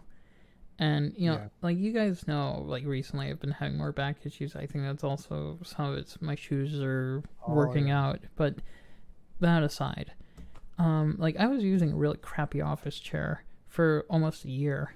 It wasn't until last July that I got this chair, and I've done so much better with it. I used to have really bad sciatica and stuff like that too, and that's a big factor too. Be comfortable. I mean, one of the things too, a lot of people make the mistake. Like sometimes you can find some good chairs for like that $100 price point, but generally it's the longevity of the chair that doesn't always last as long. Like I've had a few people go to me over the year or two, basically say, well, I got this chair from whatever company, and things are already tearing. Part of the reason like a chair like Secret Labs or DXR Racer, like those actually last longer, is the materials that they use, and you'll find also you'll be more comfortable with them too. um you know Everything is also built to a price point to a certain extent, so. Yeah. But yeah, anything else, or you guys, what do you think we're good, or you guys want ASMR, or we could do a watch party? I'll let you guys decide. Yeah, it's up to you. See, wow, it's already 1:51. Holy moly. Yeah. But 10:50. Only 10:51 here though. I know, you see, being on the East Coast, yeah, it was much time. So, but yeah, I'll let you guys decide. Why don't we do a poll? What do you guys All right. think? Um, Take care of that for you. yeah, ASMR, watch party, or more just chatting. But Well, one way or another, I gotta hop off in a bit because I yeah, got a lot of editing to yeah, do that's for a fine. client. But if we do ASMR, I'll stick around, half lurk in the Yeah, chat that's fine, and no pop problem. in every now and then. What should we do Oh yeah, next? well, being ASMR. is that I'm not actually whispering. But yeah, I know. Oh, so a five minute poll. What should we do next? ASMR or watch party? Yeah, watch And party is go. all right.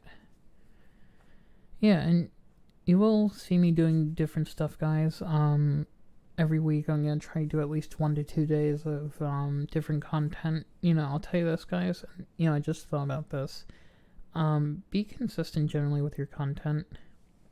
Yeah. Don't. If you need to take a break like a hiatus like I just did, Yeah. I'm coming out of that hiatus on Sunday, by the way. But if you need to, don't be afraid to every now and then. But aside from that, do be consistent Yeah. with your content because if you don't, it's gonna hurt your channel Oh growth yeah. big time. I forgot to actually mention this. While we're waiting on the poll. So basically, guys, if you want to get the partnership, don't deviate too much from what you're doing. That's Yeah, a big thing, because if you go away from what makes your channel do well, you're gonna see your average collapse. absolutely. I've seen a few. Yeah, In order to become a partner, you have to stream. Um, what was it 12 different yeah. times in the last month. Hey, what's up, Mister Double O Stream Seven? I think 30 hours in the last month. Or I could be wrong about the numbers, but Hmm. there's the big one that everyone thinks about because it's the most difficult to achieve. Average 75 viewers in the last month. Let's see, Uh, noon.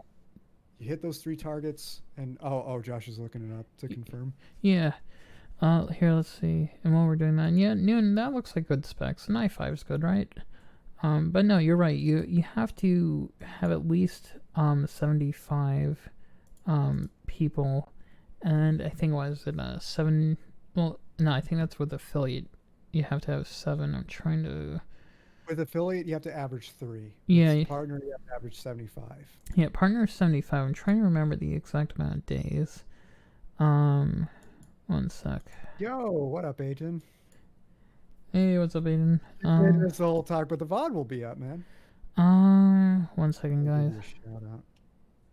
So I'm looking for path to affiliate. Okay, so path to affiliate, guys, you need 50 followers, stream 8 hours, and 7 different days, and 3 for the average. For the partner, let's see, stream 25 hours, stream on 12 different days, and you have to have an average of 75. So I was right about 2 of them. I was wrong about the number of hours. I said 30. It's 25. Yeah, that's fine, and not too far off.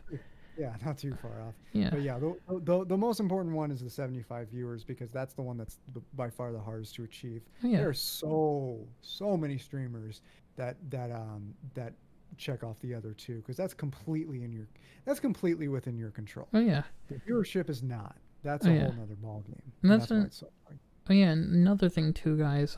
Even with the partnership, I forgot to mention this. One thing I would absolutely recommend to you guys, when you're doing like the application, it's good to talk about your community, but also you want to say what it's going to benefit Twitch. You know what I'm saying? So you want them to look at why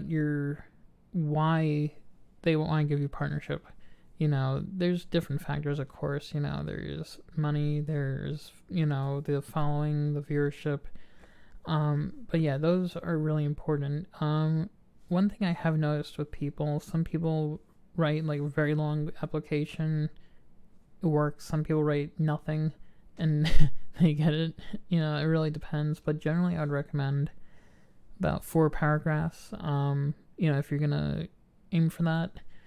Yeah. Which is nothing's wrong with, you know, doing that or shorter, but you do want to be concise and to the point with them. It's like any business, you know. Absolutely, and it absolutely is like a business. Your channel, unless you're strictly doing it as a hobby, if you're serious about it and you want to grow on it, it absolutely is a business. It takes for most people quite a bit of time to take off. It's definitely an investment in many ways. Be ready to invest quite a bit of money into it as time goes by overall. But pace yourself in that so you don't break the bank, of course, like I've been saying. Oh yeah. And by the way, scripted. Yes, this is a new setup, but where you saw me previously in front of a green screen, it was in the same apartment, but in my in my living room. I brought my whole setup into my own room, and now I just use an actual background. I do plan on bringing a green screen back for role plays on YouTube, but generally speaking, unless the stream or video specifically calls for green screen, I'm not going to use a green screen anymore. Yeah, and that's another point. Like I was going to, you know, part of the reason I don't use a green screen, guys, I'll tell you, it is nice, like, initially, but the problem is it takes a lot of setup. I think that's one thing a lot of people don't realize. Yeah, because and not only that, people don't feel as much like they're hanging out with you unless they see like you in a real spot, you know. Well, I think ASMR one. Well, we could talk for a few more minutes and then we'll switch. But yeah, but we could talk for a few more and then I'll hop off. Yeah, I know you got stuff to do. But yeah, green screen, guys, I'll tell you honestly, if you're doing games, I think it's more important generally. But I think honestly, if you're doing like ASMR or just chatting, you don't really need a green screen. I'm not saying that sometimes it's not good to like use it, but I mean generally people are coming more for you rather than like what's happening on the, you know, behind you. Exactly, what's happening behind you can be nice, but it can also serve as a distraction. Oh, absolutely, yeah. It could take away from you, and that's never a good thing. Yeah, because, you know, again, it's focusing on you, your content, and what you're doing. Yeah, but, you know, little things like that, I think a lot of people get overly focused on things like the green screen. Um, and there's other stuff like that too. I'm trying to think where people make it too drawn into that. But yeah, I mean, if you guys have any more questions, honestly, you're always welcome to DM me. I'm sure Keith is fine with that too. If you know, on a Discord, or you can even ask in the main channel. Yeah, Um, yeah, join Josh's Discord, and you can also join mine yeah, if you want to. oh yeah, You you you can in fact let's get your Discord in for those who haven't joined, and yeah, and definitely, guys, join Keith's as well. Okay. let me yeah, let me get that for you. Oh, what was the other thing I was trying to remember? Discord's also important too. Yeah, definitely have a Discord. Discord is great for you and your community to connect. And then the other thing I was gonna say, um, would you guys want more streams like this? Would you want more informative type of things, um, like once a week going forward? I mean, if you like this content, we'll do this. If not, Well, I feel like a lot of your ASMR streams yeah, are quite I informative know. too. Yeah, I In fact, when we were setting this up, I wasn't sure if we were going to do this in ASMR or not. yeah. Well, part of the reason I also thought about guys doing a non ASMR format was also to be a little more emotive, put more concentration on, you know, what we were talking about. Because also, again, hey, what's up, Jem? How are you? But yeah, I think also, Thanks for the shout out, Encrypted. I appreciate it. yeah, again, Yeah. check out Keith, guys. Amazing Yeah, ASMRs, I my will be friend. making my official stream return this Sunday at 10 p.m. or no, 10 a.m. to 10 p.m. Pacific time, a Oh, 12-hour nice. stream. Um, we're going to be doing Flight Simulator ASMR. That's what I'm best known as. Flying from San Francisco to London because last year I was supposed to do that for real, but COVID hit and I I couldn't. know.